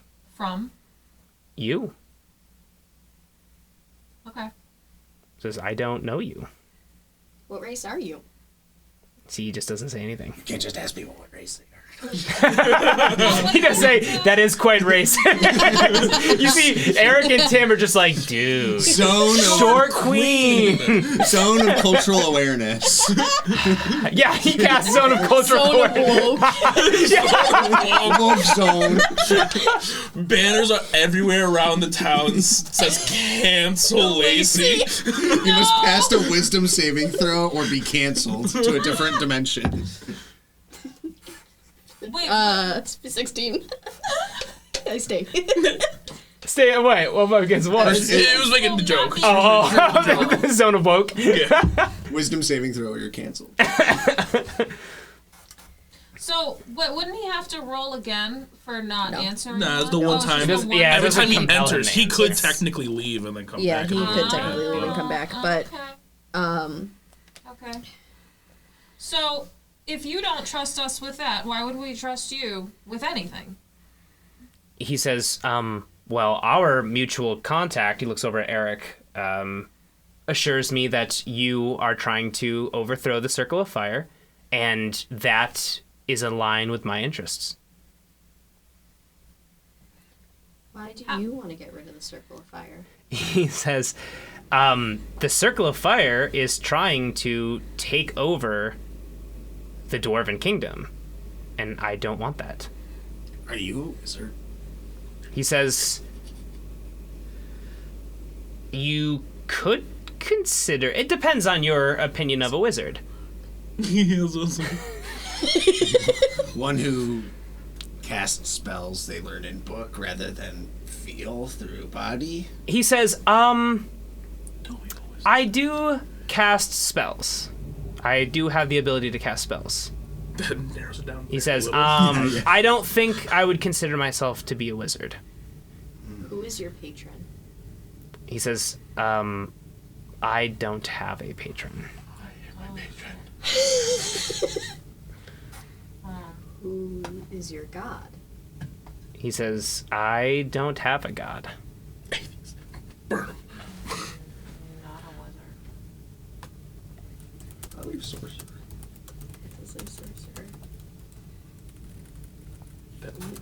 he could be a druid. Technically, he could be a monk. Yeah. That's true. Like, Could he be a technically, he could be a cleric? fighter. He could literally be. Nah, cleric has to have a god. Or an ideal. Yeah. He can't be a that's paladin. I'm why I sorry. asked He patron. might. That might have been He wrong. can't be a paladin. I got a god, ladies and gentlemen. Guess what I got? What? God book. Got him! He says. It's Facebook, but It's Facebook book for for gods. mythologies. It's Zeus poking I keep getting everyone. invited to all these pantheons I don't want to be a part of. Zeus is poking everyone. God damn. Literally, though. He would too. Oh, Zeus he is- would. Zeus bro. is the original catfish. He fucking yeah. Forget he said no. He says, yes, I do, I guess, have a patron. There's a god I worship.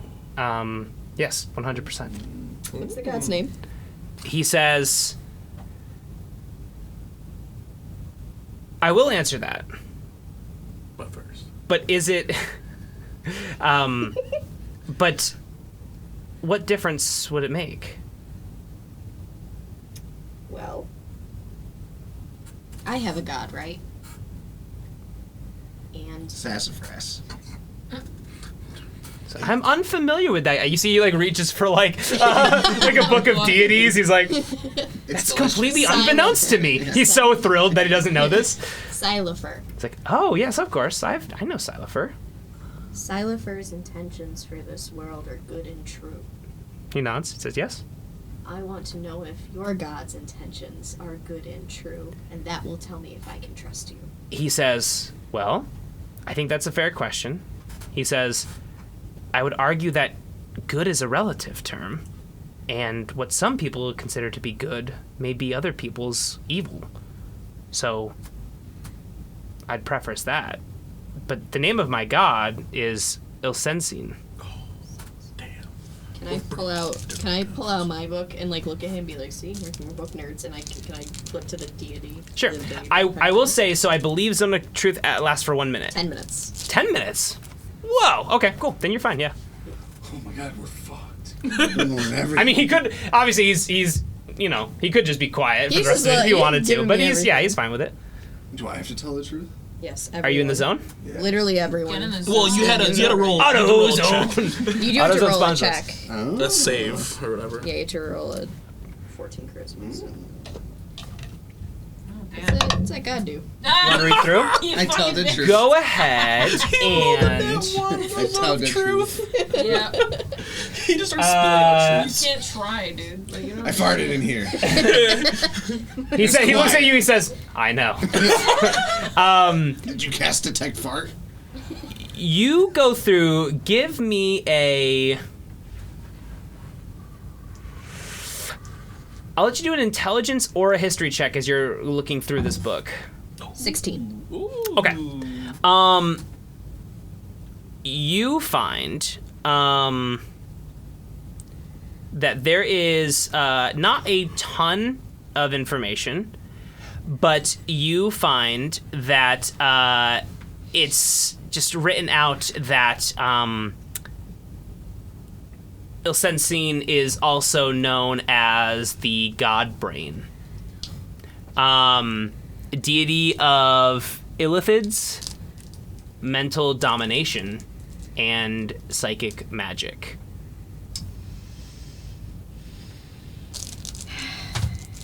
God's a nerd. I respect it. He nods. He says, "I've been called a nerd myself, and what I've learned is that it is a great honor." I got a friend named Nerdbog, so He nods. And he says, get along great. "Okay." Here's my thing. Hold. If you're communicating, you have to say it to each other. Fuck. Okay. Just so we're not metagaming.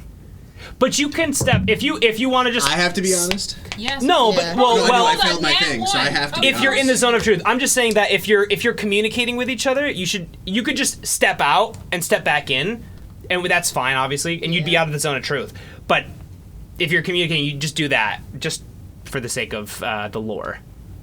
But yeah, you can do that for sure. It wouldn't be something Pale Skills would know in character. Oh, okay, that's fine. Yeah. I'm totally fine with like Gotcha. table talk Yeah. stuff. Okay, cool. Yeah. Oh, okay. Here's my thing. I want to trust you. I want to trust everyone, but I'm insecure. He says, I want to trust you. I feel that you might be the only hope to stop the Circle of Fire from what they're about to commit.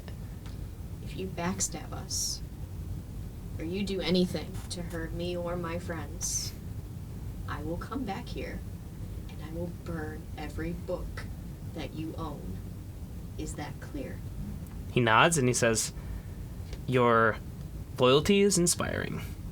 That is understandable and I respect it. She turns over to Tim and Eric and Willie, and she says, "If my short kings can trust you, I will trust you." You see Eric, Tim, and Willie all kind of look at each other like they can't really make heads or tails of this guy either. Eric just says, well, I'll be honest. We can leave right now. He says it to you guys openly. He says, we can leave right now if you guys do not feel comfortable. He says, I think our host here would understand. He says, we could do that and try and find a different way. But this is the best way I know of, the most informed party I know of to get us into the Understone Keep stealthily and without causing a riot. Lacey turns back over. She looks at two party members and she's like, "You guys good?" Will you be joining us? He says, I am not an adventurer. He says, I'm here to guide you on your next step, get you in the right direction, and hope that you accomplish your goal. Do you foresee us being allies in the future? He thinks for like a hot minute. He's like, well, let me ask you, what do you want for the Dwarven City?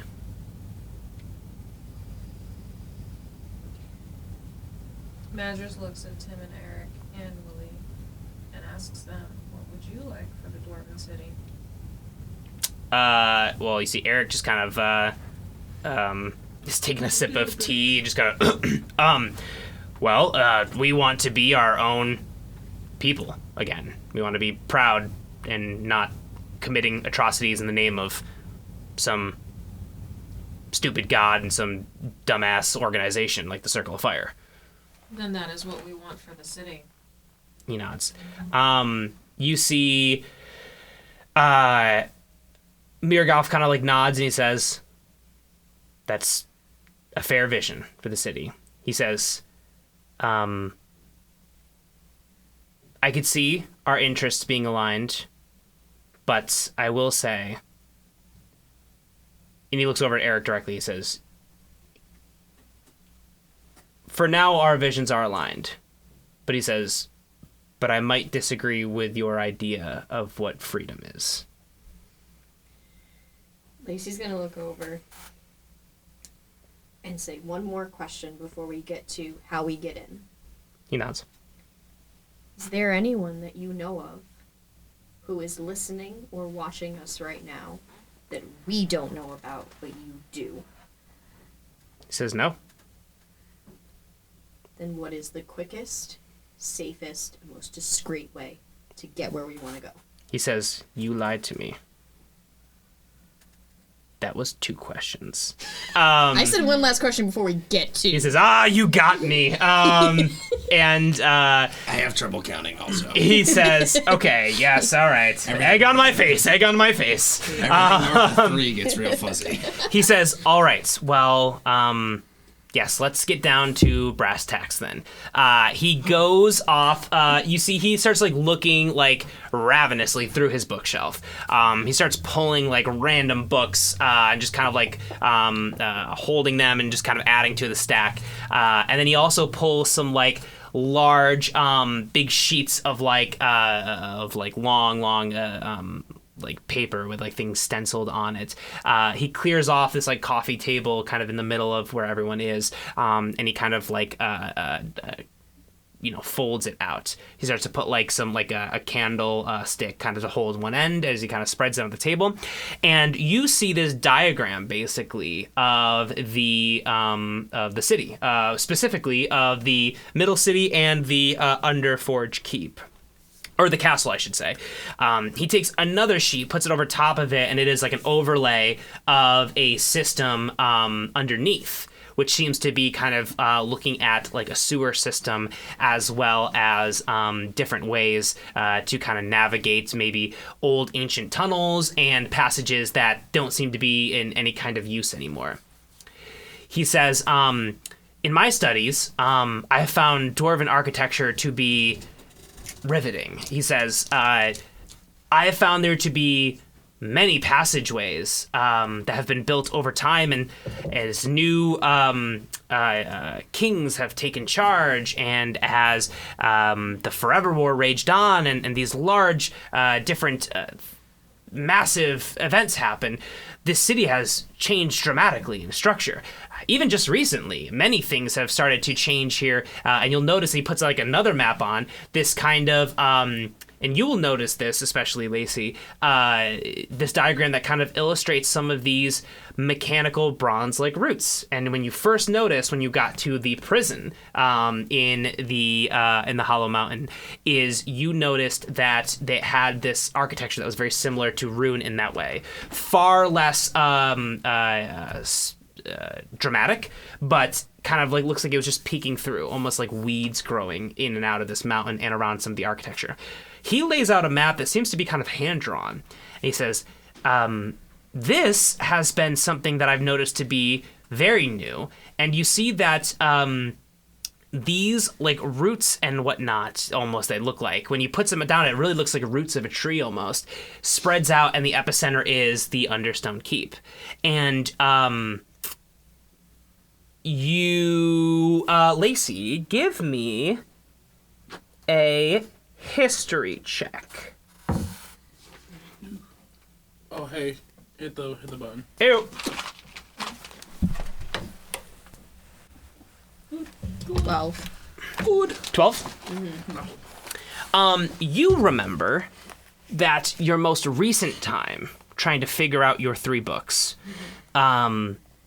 that had talked about something spreading from an epicenter in a similar way to what this illustration seems to be presenting.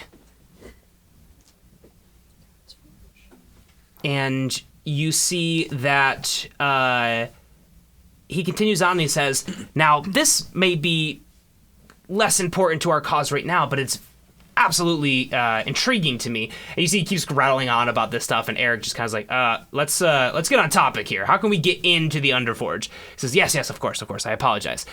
He kind of pulls away that that sheet, and then he looks back at the passageways, and he says, well, you basically have 3 ways that you can try and get into the Underforge. It's quite simple. You can either go directly through. I don't recommend it.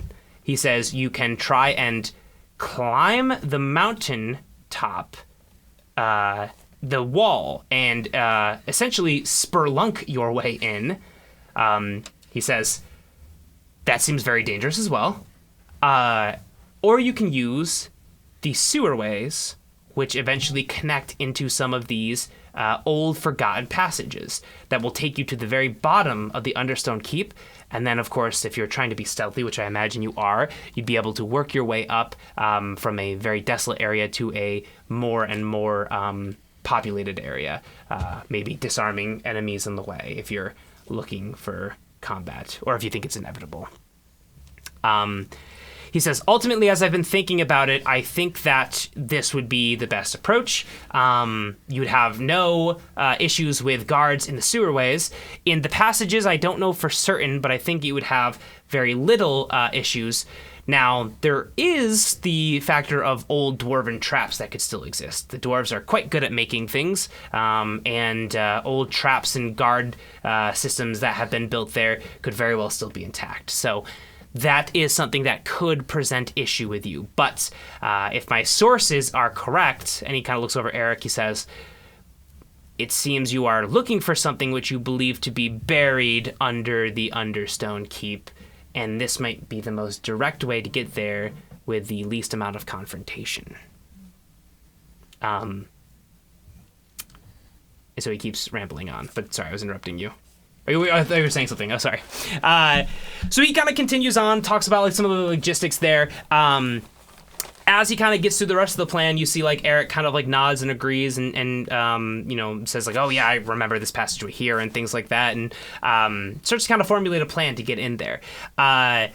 It does become, it's hard to tell, but it does become later and later, and you do realize that you all are getting quite tired.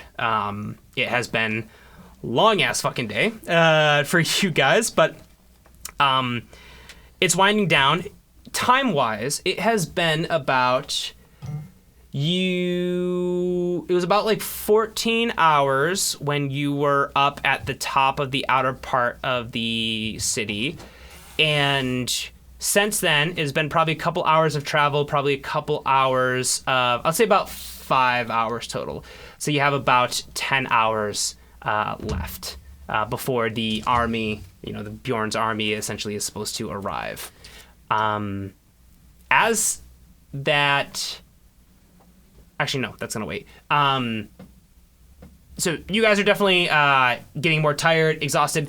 It is dimmer outside, but it's pretty much purely artificial as they just light less and less lanterns to illustrate that. But it is definitely, you guys are exhausted as you're kind of resting here.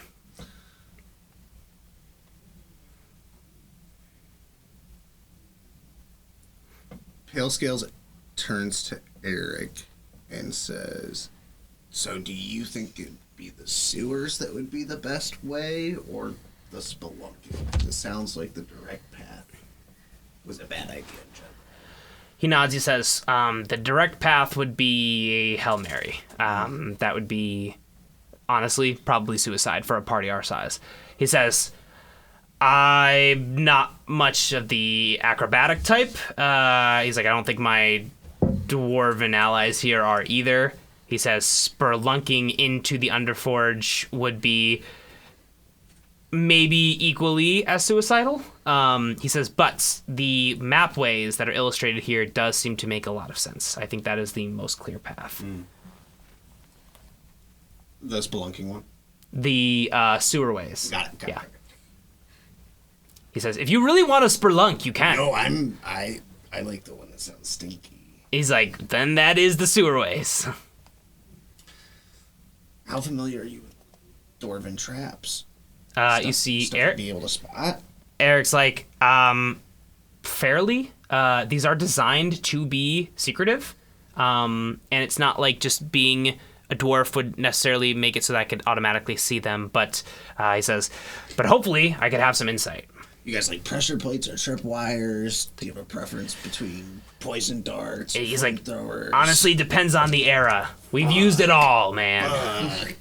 I like that. It's metal as fuck. It was Corpse Puncher was here. I miss that guy. Just like that. Boom. So, Is Silvertree still going? No, it's 10 minutes. I'm still so early. lonely. I don't realize it's not working. I miss Sebog so much. Such a shame I have to tell the truth all the time now. Yeah, it follows you forever. you see, I mean, great. you see Eric kind of like gathers you guys up and just kind of like, Mirgoff is kind of off, like making tea in the other room or something, and you see Eric kind of gathers you up. He says, all right, so one thing we need to consider is that regardless of how easy getting into the passageway is, we're probably going to be at the epicenter of this battle when and if it happens. He says, so resting makes sense, but we also know that this guy maybe is our ally for now, but we really don't know that much about him. How do we feel about that? I don't know of any other place where we could rest.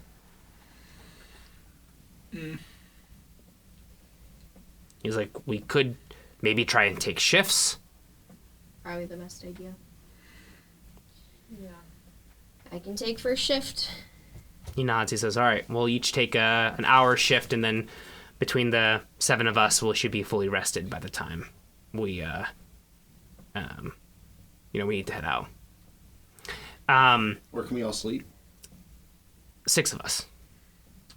6 of, six How of many them. dwarves are with us? 3. There you Yeah, six. So So he says 6 of us. He says, I miss Sebog so much.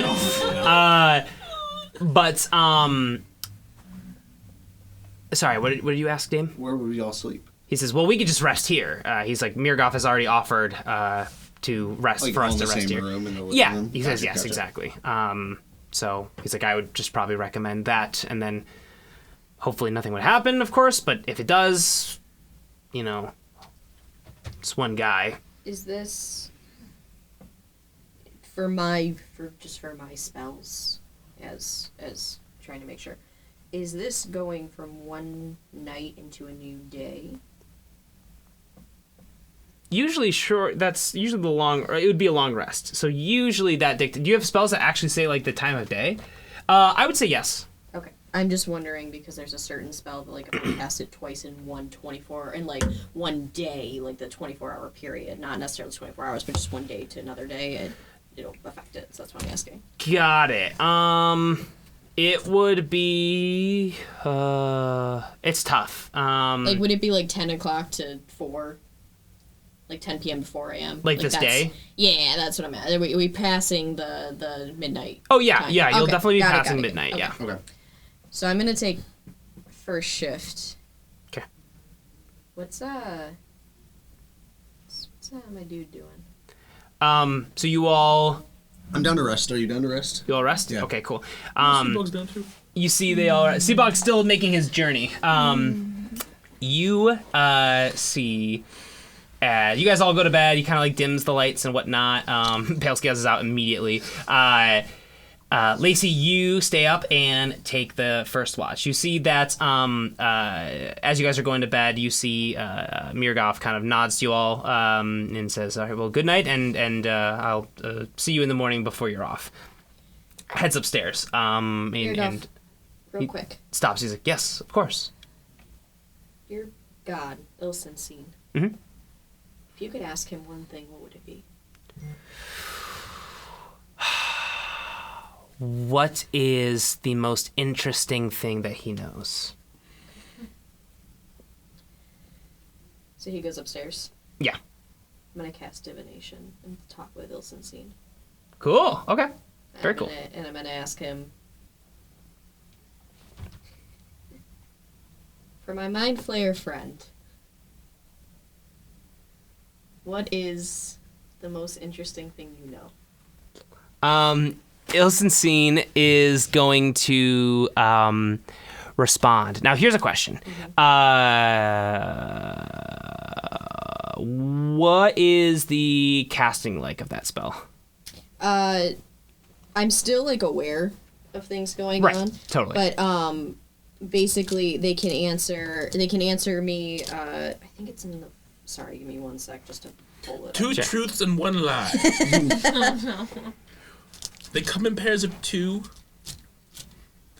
They speak in riddles and the other speaks in rhymes. Well, the funny thing is that is actually something that they do. So the reply may be a short phrase, cryptic rhyme, or an omen. See? One speaks in riddles and the other speaks in rhymes. Rick Grimes. One tells the truth while the other one lies. So you ask him what exactly again? What is the most interesting thing you know? And how does he have to respond again? Either in a short phrase, Okay. a rhyme, or an omen. Oh, I really want to do a rhyme. Or an omen. Death. See, that's it.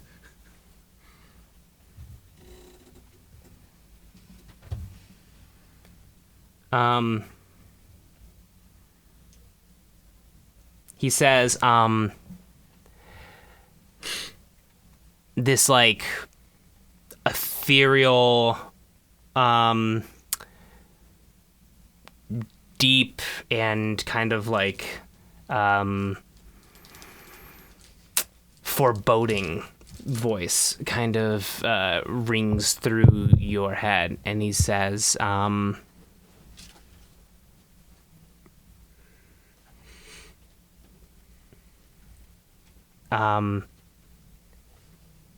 the thing of knowledge I hold dear.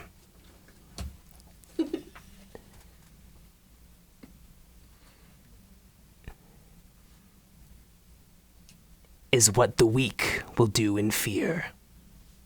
He says, in the search of lasting light is when true terror takes flight.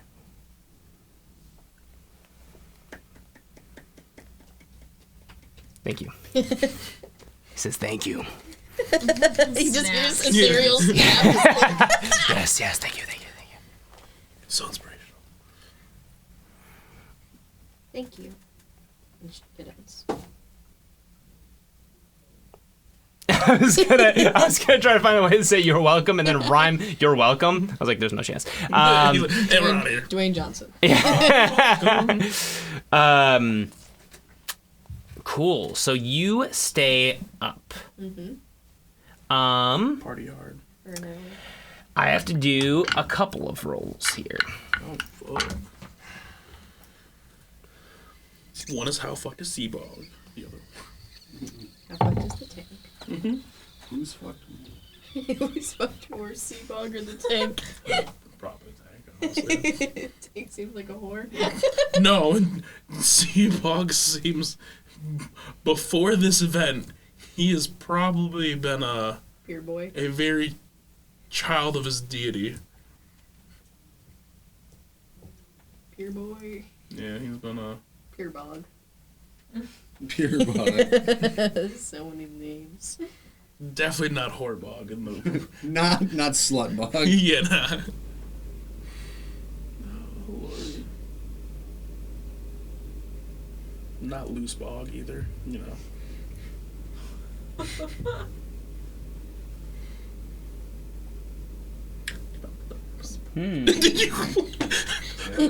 Oh, I'm sorry. Did you just come back from 10 minutes ago? Yes. Okay. They're good ones. They're good ones. I got some jokes. Roll a perception check for me. Just me? Mm-hmm. Son of a bitch. Ooh, 19. Very nice. Oh, I thought that was a 19. 2 from here. It says 16. So You sit there, very skeptical about this whole situation, rightfully so. You hear,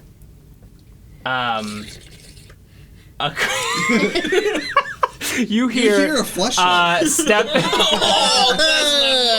It's not what you wanted to perceive. sound you've You only hear heard steps coming down the stairs very slowly, and you hear them like first very quiet, and then once you're like I'm aware this guy is coming down here, they no longer are quiet.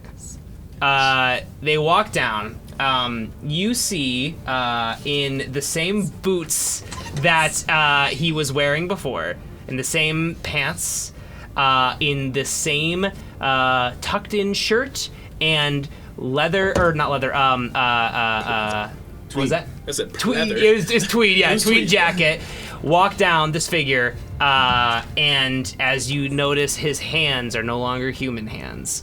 They are instead this dark purplish, three claws with a thumb, as with the long, sharp nails. As he walks down, and the first thing you see right after his shoulders are tentacles, as the Mind Flare version of Mirgoff walks down.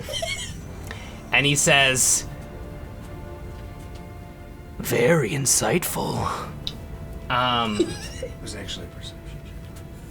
He says, I'm of course referring to before the perception check now. Also very perceptive of you. 9th level spell. I'm just kidding. He says,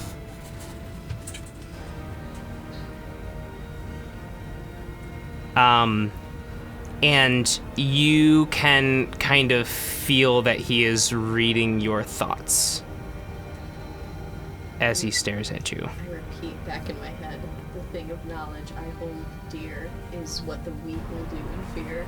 In the search of lasting light is when true terror takes flight. He nods, he says, I see you've spoken to somebody very important to me. He says, For you. I appreciate that. You still want to kill me? He says, I don't want to kill, but if it's a necessary evil, roll initiative. Fucking God damn it. Is it just me? Just you right now. Oh, son of a bitch! Shit. Oh, because nice. because you are essentially, he was going to have advantage because he can detect thoughts. Because you won that perception and you were very aware of what's happening, it's going to be a flat roll. Whoever gets to go first is going to be able to do, of course, a regular action, but that is, of course, when you will be able to as well alert your friends if needed, or if able. Son of a bitch. Okay, 4. Yeah, nat 20. Better than a 4. No, it's not nat 20. It's better than a 4, believe it or not. Son of a bitch. Nice job, though. Nice job. You know. It's quick. That was quick. That was impressive. Let's see here. Fucking mind flight. God damn it. He is going to cast Play of the mind. Fuck. Dominate Monster. On Yeah, I was gonna say, how smart are you? Wait, seriously? You attempt to beguile a creature that you can see Yeah, within he's not range. It kidding. must succeed a wisdom saving throw or be charmed by you for the duration. If you or creatures that are friendly to you are fighting it, it has advantage on the saving throw. While the creature is charmed, you have a telepathic link. As long as you're on the same plane of existence, you can use this telepathic link to issue commands to the creature while you are conscious. No action required. It has to do its best to obey, and it has to be a simple. You can specify a simple action like attack that creature, run over there, or whatever. If the creature completes the orders and doesn't receive any further direction, it's going to defend or preserve itself to its best of its ability. Damn. So, what did I say? Wisdom? Mhm. Give me a wisdom saving throw. And 17. that passes. Yes. Where's one of my mushrooms? You Destroyed one of There your they go. mushrooms. It's just obliterated. What's on the later? Sacrifice one. Now, here's my question for everybody. Yeah. When a ability is at will, I don't think that takes up an action No. because there's a specific thing under that that says actions. Sorry, do you guys need help finding something? There it is. So. Got the mushroom. Okay. This is one of my clear ones. Of course. Yeah. It is now that didn't work, you see his smile kind of goes from a smile to like a frown, and he says, well, I guess this will have to be more difficult then. He's going to make a tentacle attack on you, which is a 26 to hit. Yep. Baby.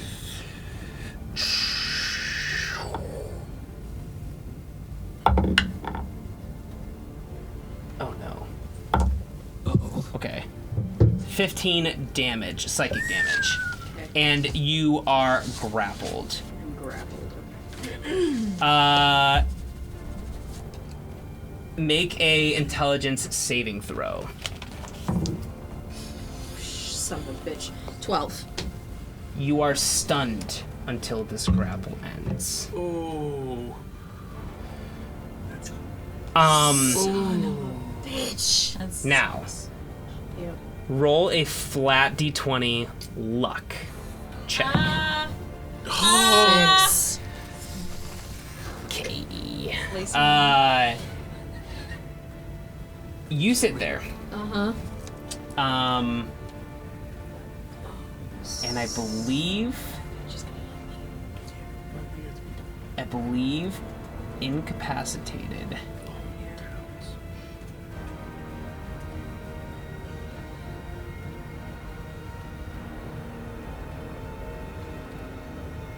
Oh, jeez. What is your hit points? 30. I'm trancing. Okay. Oh no. This is It's immediately. you. Okay, so you get your. You will still have your turn. Uh-huh.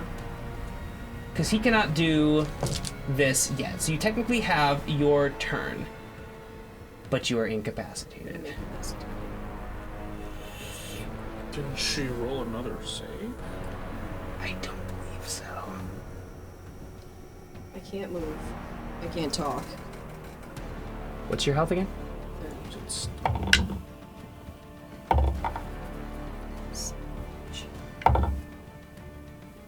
You can speak only faltering. I was gonna say, you might still be able to say things.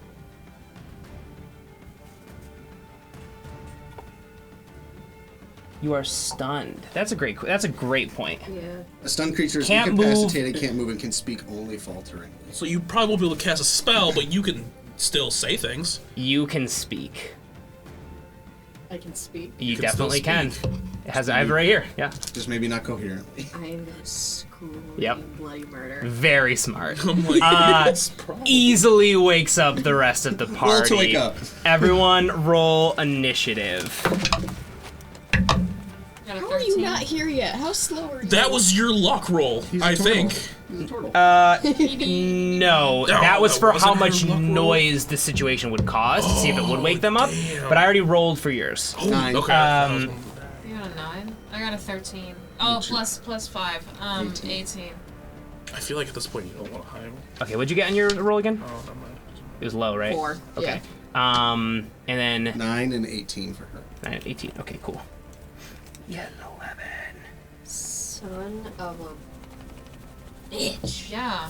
Goddamn. Oh, I'm so happy I can scream. I'm like, I'm Us pretty two. sure you can us still. two. yeah. Yeah, that was pretty sure scary. you I was starting to can. roll the damage, and I was like, it's gonna be close. Okay. Am I still taking that damage? It will it depend. might depend on who goes That was gonna be beforehand. if he had his next turn immediately, but now you'll have some people in the way. Did it? Hopefully. Real quick, I just have a question. Did it matter who took the first shift, or was he always just gonna go after fucking me? It did not matter. It was gonna be whoever took the first shift. Yeah. Alright. I feel- Okay, yeah, I'm like, that what? is so. I already forgot everyone's things. Yours was a 4. 4. 9 and 18. Okay, gotcha. For Madras, it was 18. Yes. Sebog is a 0 for the. Making his way. Does it help that I have a faster movement speed than others? We will see. fair. And then I got a roll for our dwarvy buddies. Somebody did worse than you, Lacey. Tim. Honestly, that's good It is though. now. That's good though, Actually, it is good. Oh, because fuck they're yeah. next. Are mind Interesting. flayers usually like flimsy? Like they're like glass cannons? It should be because he said it was after you. Okay, 'cause I can't The next remember turn how would be him because True. All right, I'm going to say with a nat Right, but she's- 20, Eric jumps into the Hell fucking yeah. fire. And he goes, Hell you yeah. see, he was like resting like this, and then like he lifts up from the pillow, and then not even moving the pillow just gets cut as his axe, or no, he has a warhammer. The pillow just gets like, yeah, immediately he like gets up and just like has it already ready. the pillow is just stuck to the side of the hammer. Yeah, it's just he was drooling and the thing's now stuck to it, so he's swinging this giant pillow around. He's going to 1000% make an attack on the mind flare. She can't say, but she's like, shit. All he hears is shore and then Yeah. Okay, cool. That will be. What the fuck is this? Not enough. He goes ahead and makes a swing and misses, but it does startle the mind flare. That will now be Back to normal initiative order. Lacey, you just had your turn. Now it's actually going to be Tim and Willie. They are going to go and do the same thing. They spring to action with their hammer and axe. That's also gonna miss. These guys are so much worse than you. They start swinging. They're missing. You see, he's just kind of like dodging. But they're causing a commotion. It's good. Weaving. Now, because of the nat 20, I basically gave him like a surprise round for Eric. Now it's Eric's normal turn. That one's gonna hit, and he is going to do some damage. Not a bunch, but a little bit. Actually, you know what? He is going to make he's going to make a strength to try and pull you out of this grapple. So he's going to make an opposed... Oh, wait, shit. Am I grappled by, like, the tentacles? You are grappled, yes, by the tentacle. Oh. It's gross. Nasty. Bite range. Nasty. Nasty.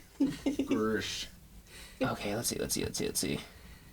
I have to be, like, back to Lacey now, right? No, you're stunned until the grapple ends. No. I mean out of the dwarf. Oh, Yes, I'm sorry. yeah, You guys yeah. are all... Yes, everyone's Opt out. normal now. Gotcha. Okay. Potions wore off. And this will be... Sorry. Okay, yeah, interesting. So you have to make an intelligence saving throw to not be stunned initially, but it's still obviously going to be a physical thing. Oh no, he got a 2. That is a 2, and then... Shit, what's the mind flare? Okay, he jumps onto the tentacle and tries to rip you off, and he's not able to at this time. Madras, that is you. And for metagaming's sake, the Mind Flayer's turn is next. Oh my god. So you wake up, you hear a scream, Right. and you see fucking commotion. The dwarves are already in action, like trying to take swings in this Mind Flayer. You see Lacey gripped like by the neck by this tentacle, as an appendage coming out of this Mind Flayer. You see that she is unconscious, and you know that in this situation, that is very bad. If I were to, like, I still want to make my attack. If I were to attack specifically the tentacle and potentially cut it off with enough damage, would that sort of kill two birds? Is that something I can do? I would say if you if you did super well. Hit it. Oh no. How difficult would it be? It would be it'd be very difficult to do that. So like you'd obviously still deal damage, but to actually slice off the appendage, it would be like essentially a nat 20 you'd have to roll. So it'd be very difficult. Now you could make a strength saving throw. But I will say just for roll me an intelligence check. This won't be your action. Okay.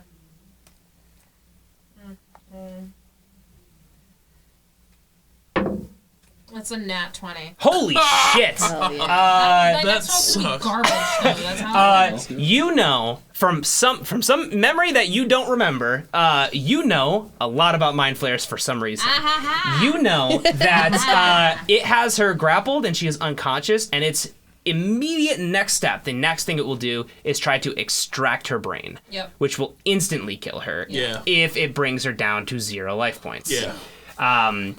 So, you know it is super fucking important to get her out of that grapple. And, Okay. Alright, we're gonna help her get her out of grapple. okay, so you will make Grapple. a strength, a contested My strength. is garbage. Well, his is 2. Oh, great. Okay, cool. So, Don't roll low. High rollers. Let's do that 20 again. Okay. what is it? She's One. fucking dead, dude. It's a 2. No. It's more than a 2. Yeah. Do you have any bonus actions? You definitely do. I do. They're just,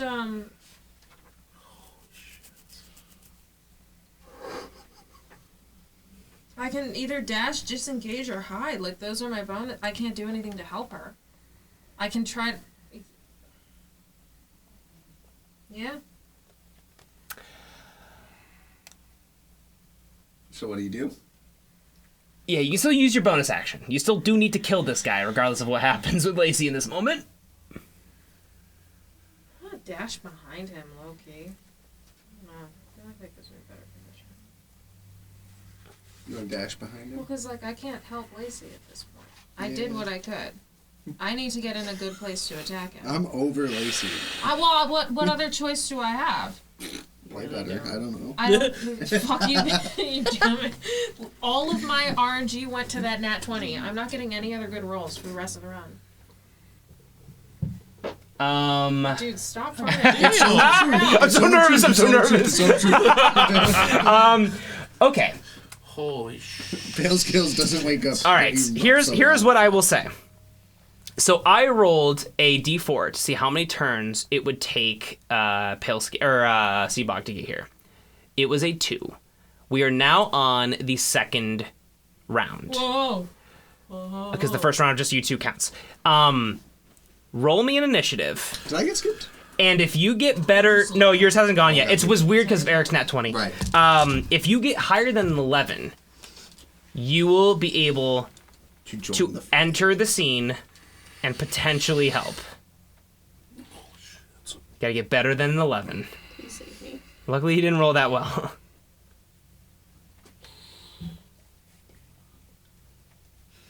If you roll a 10 or lower, everyone immediately dies. That is a 11 on the dot.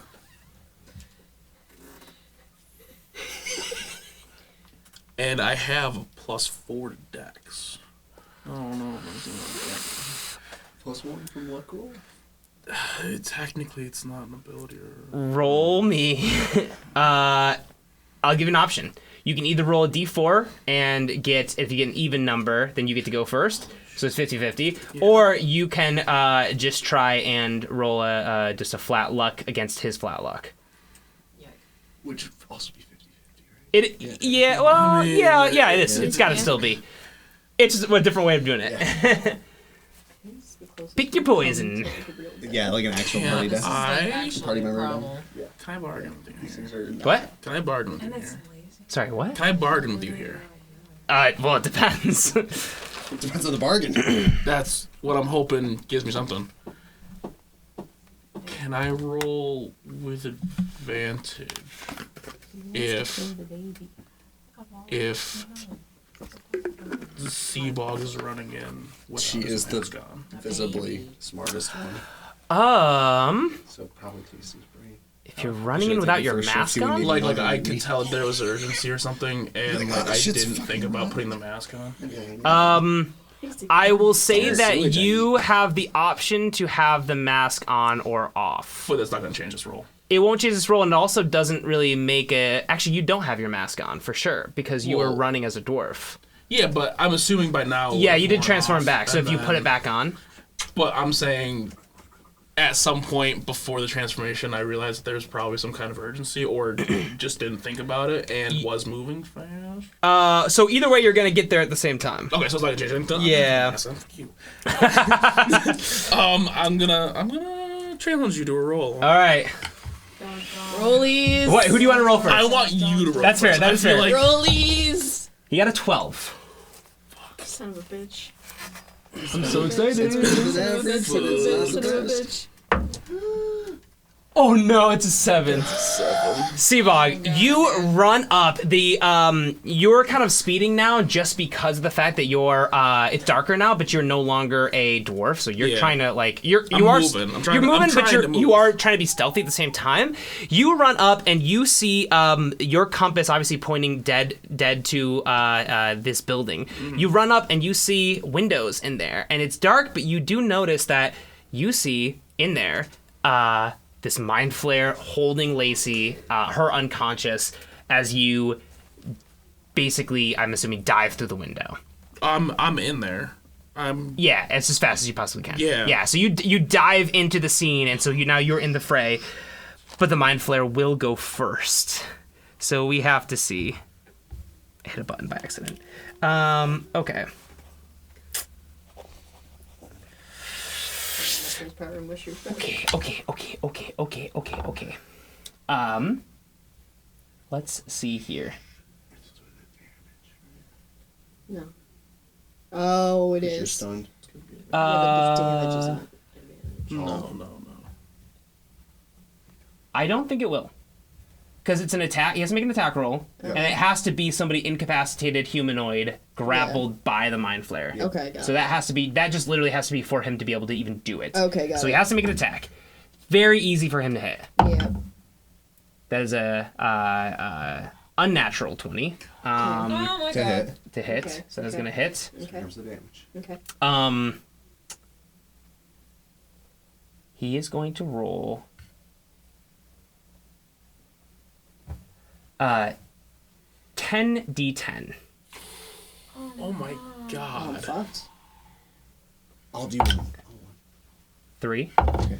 1, That's 4. 5, That's 9. 10, That's 19. 1. It's 20. That's 5 I just Halfway rolled, there. right? Halfway there. Yep. Halfway there. 4. 4. 28. How many do you have again? 30. You can't I'm not dead. do it. You can't not do I'm it. actually dead. That's a 2. That's the Fucking way. You guys see this tentacle wrapped around Lacey's neck makes its way and latches onto the front of her skull. And you see blood trickle down as you see essentially gray matter leaving through the tentacle, and you see this mind flare just like essentially looks nourished. Lacey, you dropped to the floor, dead.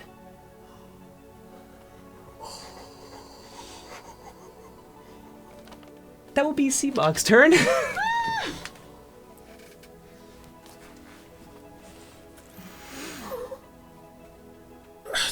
I can't do anything to heal her. She is I'm so nervous. I'm so nervous. I am like dead. Yeah. We don't. Oh my god, dude. I'm so nervous. I'm so He's nervous. like gonna shit himself. I'm attacking it. Go ahead.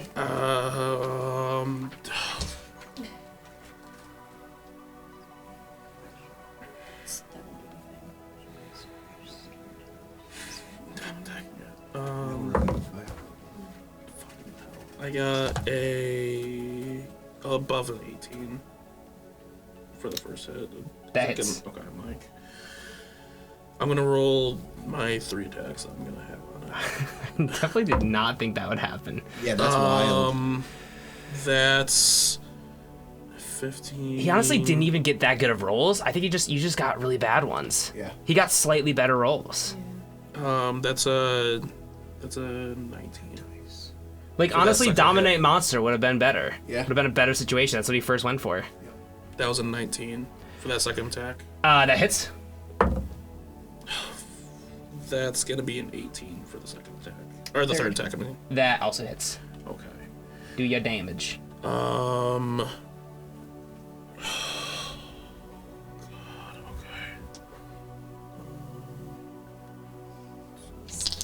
Story arcs. They're just You going in my head. Son of a bitch. he's gonna take 20 points for the first 2 attacks. And that second one's gonna spend a key point. I want him to make a... What is it? Is it a... Wisdom save? Shoot, why don't I have this next one? Oh, God. Stunning strike.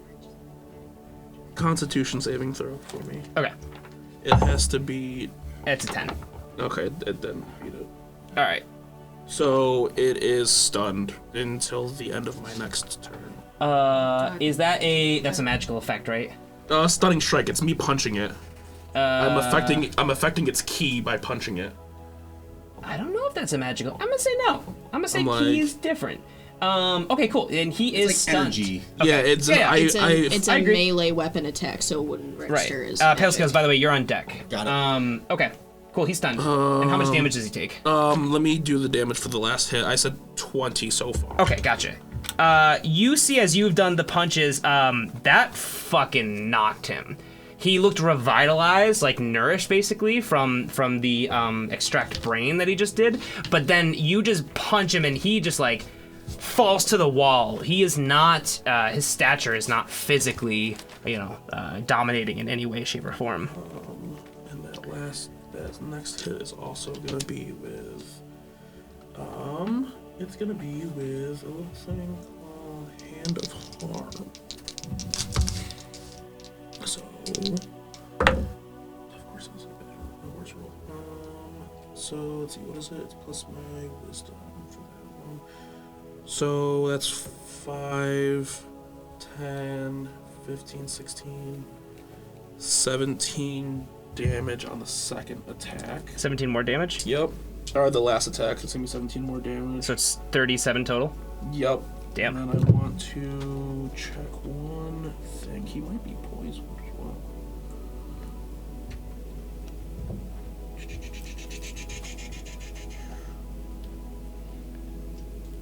No, not that one. Eh.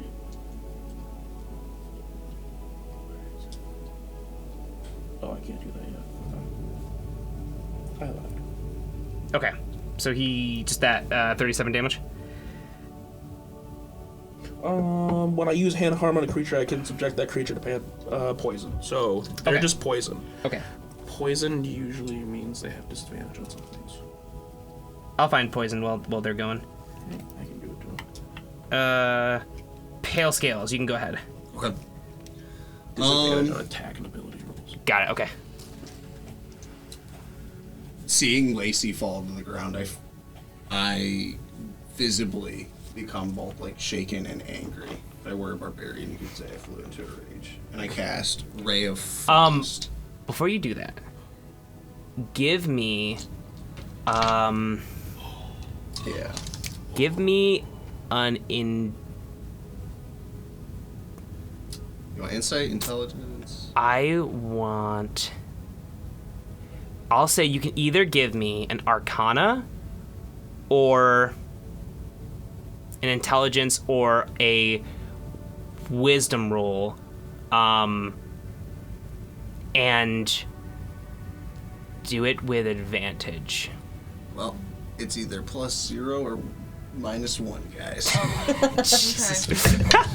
7 or 13. You feel your metallic arm surge with power as you're reminded with what Artemis told you, essentially about these dragon points and the ability that it would get you. You also remember there's a drawback, but you don't remember exactly what. You can obviously feel free to go back through your notes, but you do feel this kind of like instinctual kind of thing happen as you're kind of gripping with watching your friend perish. So, I can use 1 point to change an attack or spell roll by 1? Mhm. By either adding or subtracting to it? Yes. Got it. So if I roll like a 15, I can change it to a 16? Mhm. And then it just says use as a last resort.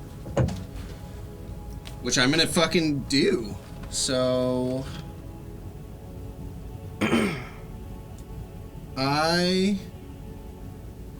feeling my arm surge with power and feeling my body surge with the negative emotion, I cast... Did I say what? Ray of Frost? So you, Yeah. I will say with the 13 or 12 that you rolled, 13. you know that this power is surging. You do not know what exactly it means. So of course you can obviously use it. You don't know if You don't know how it could help or if it's the best move. I'm dipping into the well. Cool. I mean, I guess it depends on how I roll, but... And I can add it to either the hit or the damage?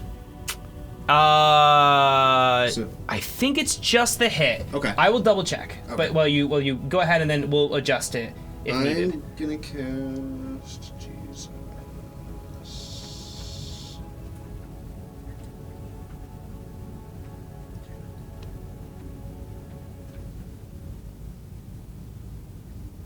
I'm gonna cast...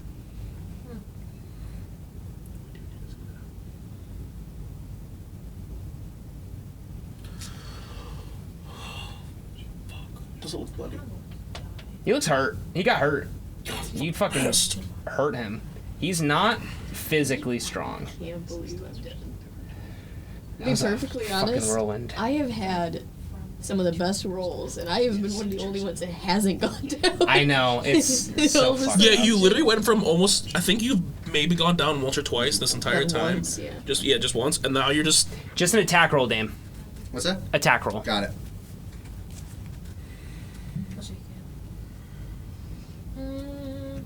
And then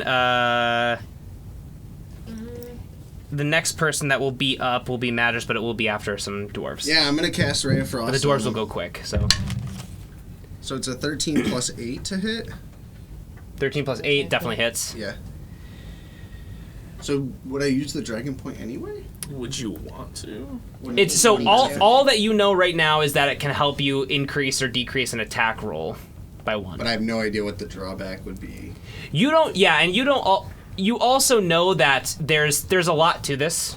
Obviously, it also helps you, prevent being stopped from using magical abilities, like around those dwarven pylons. So there is a lot to this. You don't know.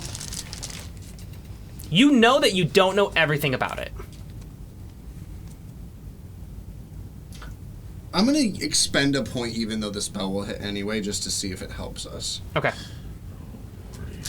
So I expend one of my 3 points. It hits anyway. Mhm.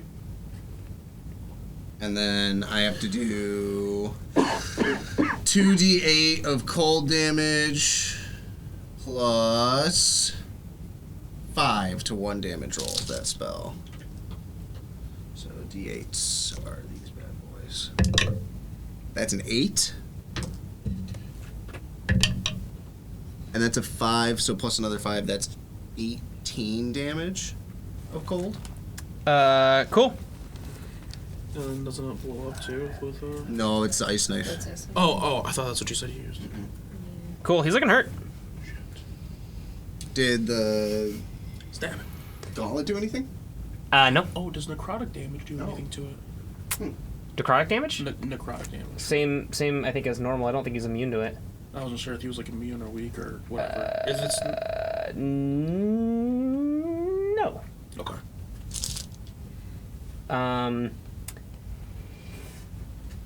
Got you. Okay, so that will be Eric. would be Lacey's. Tim. Shut up. God damn. Tim rushes Sorry, into it just came action. out. It's a fair reaction. Tim runs into action and goes, "Short Queen! She was my favorite!" And then goes ahead and takes his axe and just tries to just furiously swipe. He lands a hit and is going to do not that much because they're not that strong. It's gonna be 10 damage. Cool. But this dude's looking fucking hurt. For sure. That will be Willie. Willie screams at the same thing, but he whiffs because fuck. Eric is going to do the exact same thing. He hits, and then he is going to do 8 damage.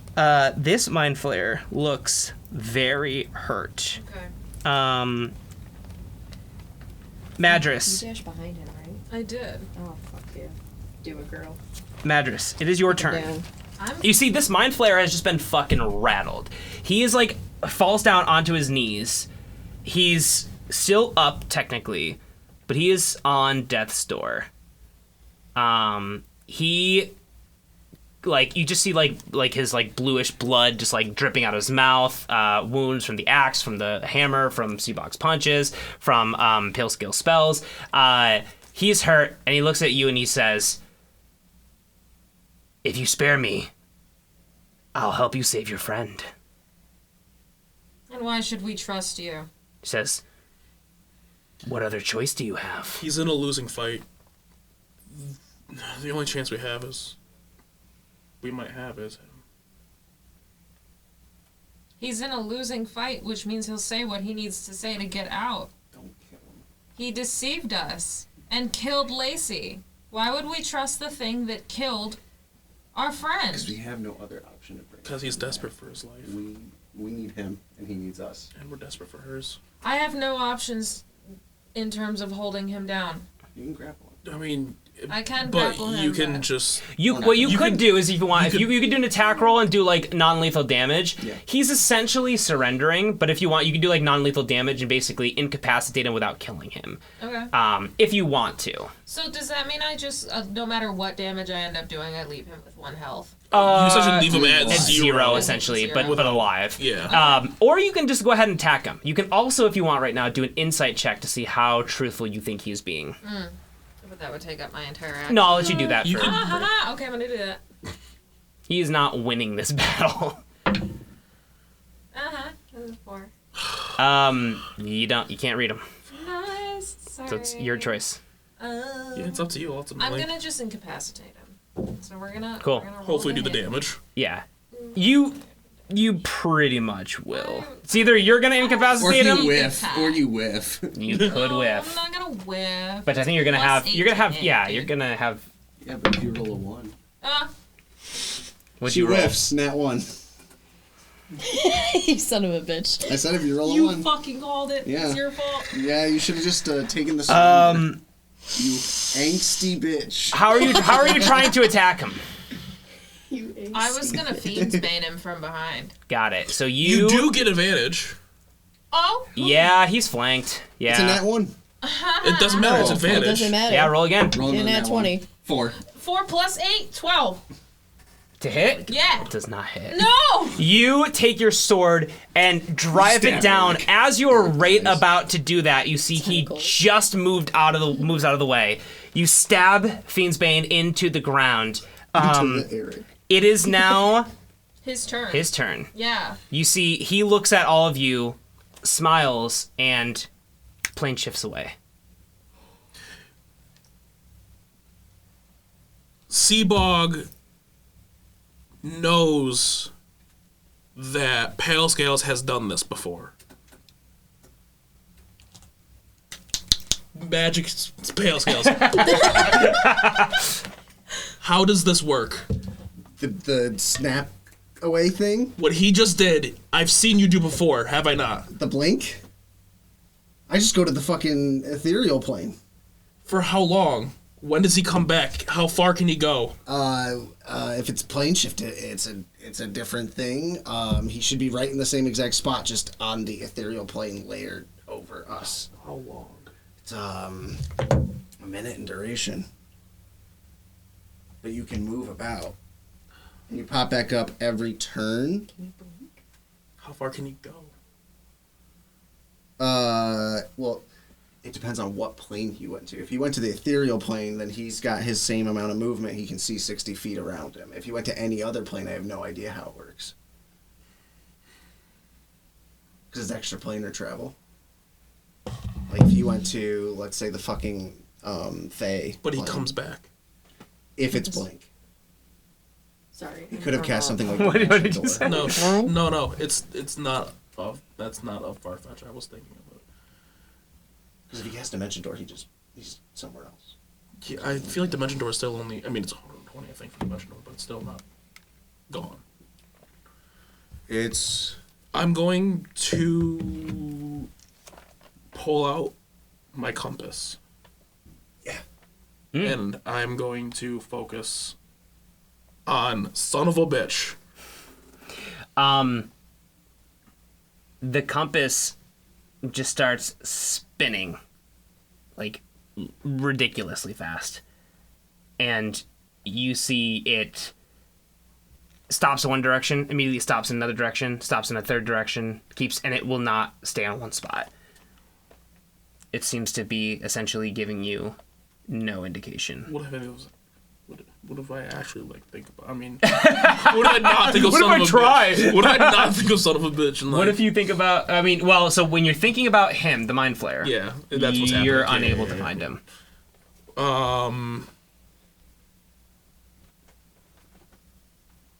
Do you want to think about anything Can else? I think of Lacey's brain? Because that's what he had, right? Am I crazy? I He mean, ate that. He he devoured ate her soup. brain, essentially. Yeah. He devoured It's it. soup I thought he now. still had it. He ate it. It would be with him, but if you can't find him, you can't find the Maybe. Fuck, what else can I think of? Do you want to think of Lacey? Yeah, I do. Oh God. It I points to the do. floor. Yeah, I know. Gross. But What do you want to think of? I want to think of Lacey, but I'm not necessarily thinking of a physical her. I'm thinking of who she is. Mm. Like, I'm essentially not trying to find literal Lacey. I'm Right. trying to find. As a spiritual person being a monk, you're thinking of her Yeah, spirit. yeah, exactly. You think of her spirit. You think of missing her, wanting her back. All these emotions are running through your brain. And I think it's fair to say that you would do whatever it takes to get her back. Yeah, right now. The compass spins, and it eventually settles now in the past, you've seen it spin, stops on a location, and it Yeah. just goes dead straight to a location.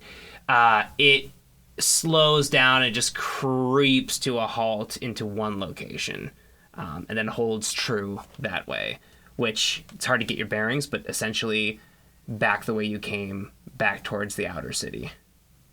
Oh shit. I am out there. You start to run. You see Eric stands up. He says, whoa, hold on. Like, I know we're all freaking the fuck out, but we gotta... What are we planning on doing? I don't... Is she gone? Is there something we can do? Or... If there is something you can do, tell me. He said, this is not my realm. He says, I don't know about this. If there's a magic thing, that's not what I do. The best chance that I can think of right now is finding that thing. He nods. He says, I can't imagine how tough this is. Who's got the black? Button. I The don't- button, the oh. camera. It's in the bag. Thank you. It's in the bag. It's in the bag. I sort of lived.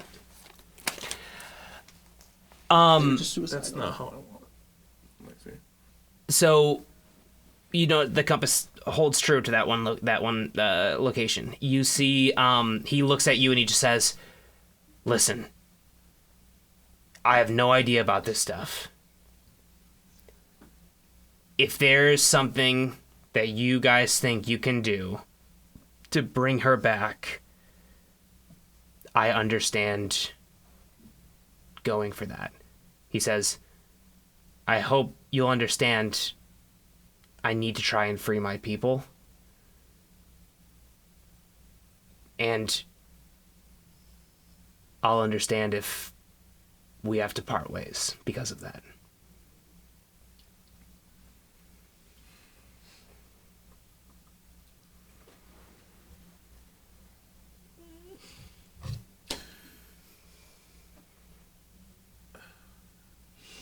I understand. I know that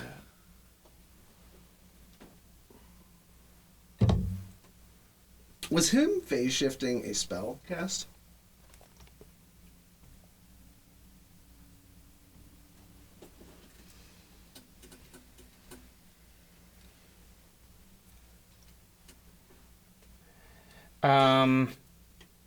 I believe it technically is, but if you're looking at counterspell, I will say it's too late. Okay. Do it. Do it. Okay. I guess it's reasonable. Whatever. Eric just looks at the rest of you and says, I know what it's like to lose someone close, and I know the need to do whatever you can to fix it. I'm sorry, Eric. He nods, he says, us dwarves are resilient. We'll find a way. When we get her, we're coming for you. You see he clasps you on the shoulder and says, I know you will. Is my shit surging with power still? You see that after you had used one of the dragon points, it no longer is.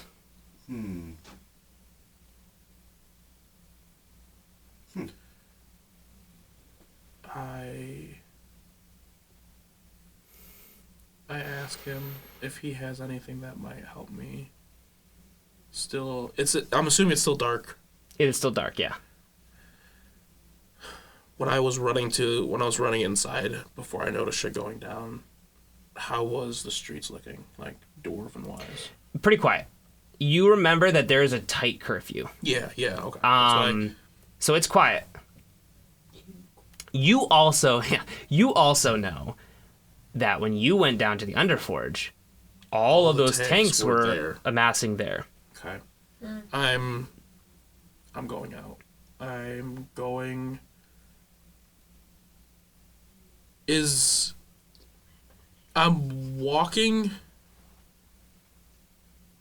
as far as I can.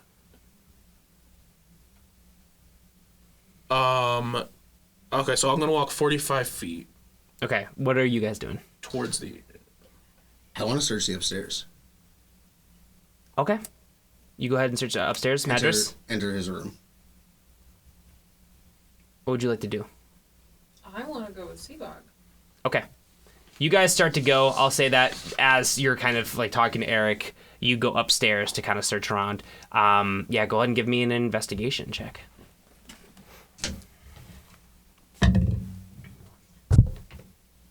It's actually good. Hey. I think that's a 13. 13. You find a lot of books. It looks very similar to it is downstairs. There's like tea in a lot of spots as well. Books like open, partially read, all this kind of stuff. Nothing really catches your eye. Okay. I guess I follow Sebog and Madras then. I'm actually going to tell you guys if one of you can do anything to preserve her body. I can't. I could. You can. Thanks. Fuck! Thanks. No, but Unless you want me to try and freeze it. that could do something. But that would be a lot of rays of frost. It would. He sleeps for 8 hours. yeah, I need a breath weapon, and then a short rest, and then a breath weapon. It's a whole thing. Okay, so I'll pick up her body, too, on my way out of Like, the we house have to since I'm the take last her one with out. us. Mm. It's not like yeah, it's gonna be a body, Oh my but God. like we have to take it. Yeah. We're not leaving it out somewhere. I'm walking as far as I can until that compass starts doing something different. Yeah. You all start walking? Mm-hmm. Yeah. You guys enter the street. It's super quiet. You guys see no commotion at all. Sebog, you know that at least a lot of those, like every tank that you could possibly imagine was down there at the Underforge. You guys follow this compass. You leave Eric, Tim, and Willie behind. You bring Lacey's body with you, and you start making your way back the way you came toward the outer city. And that's where we'll end our session. Oh my God. Wow. All right. Oh man!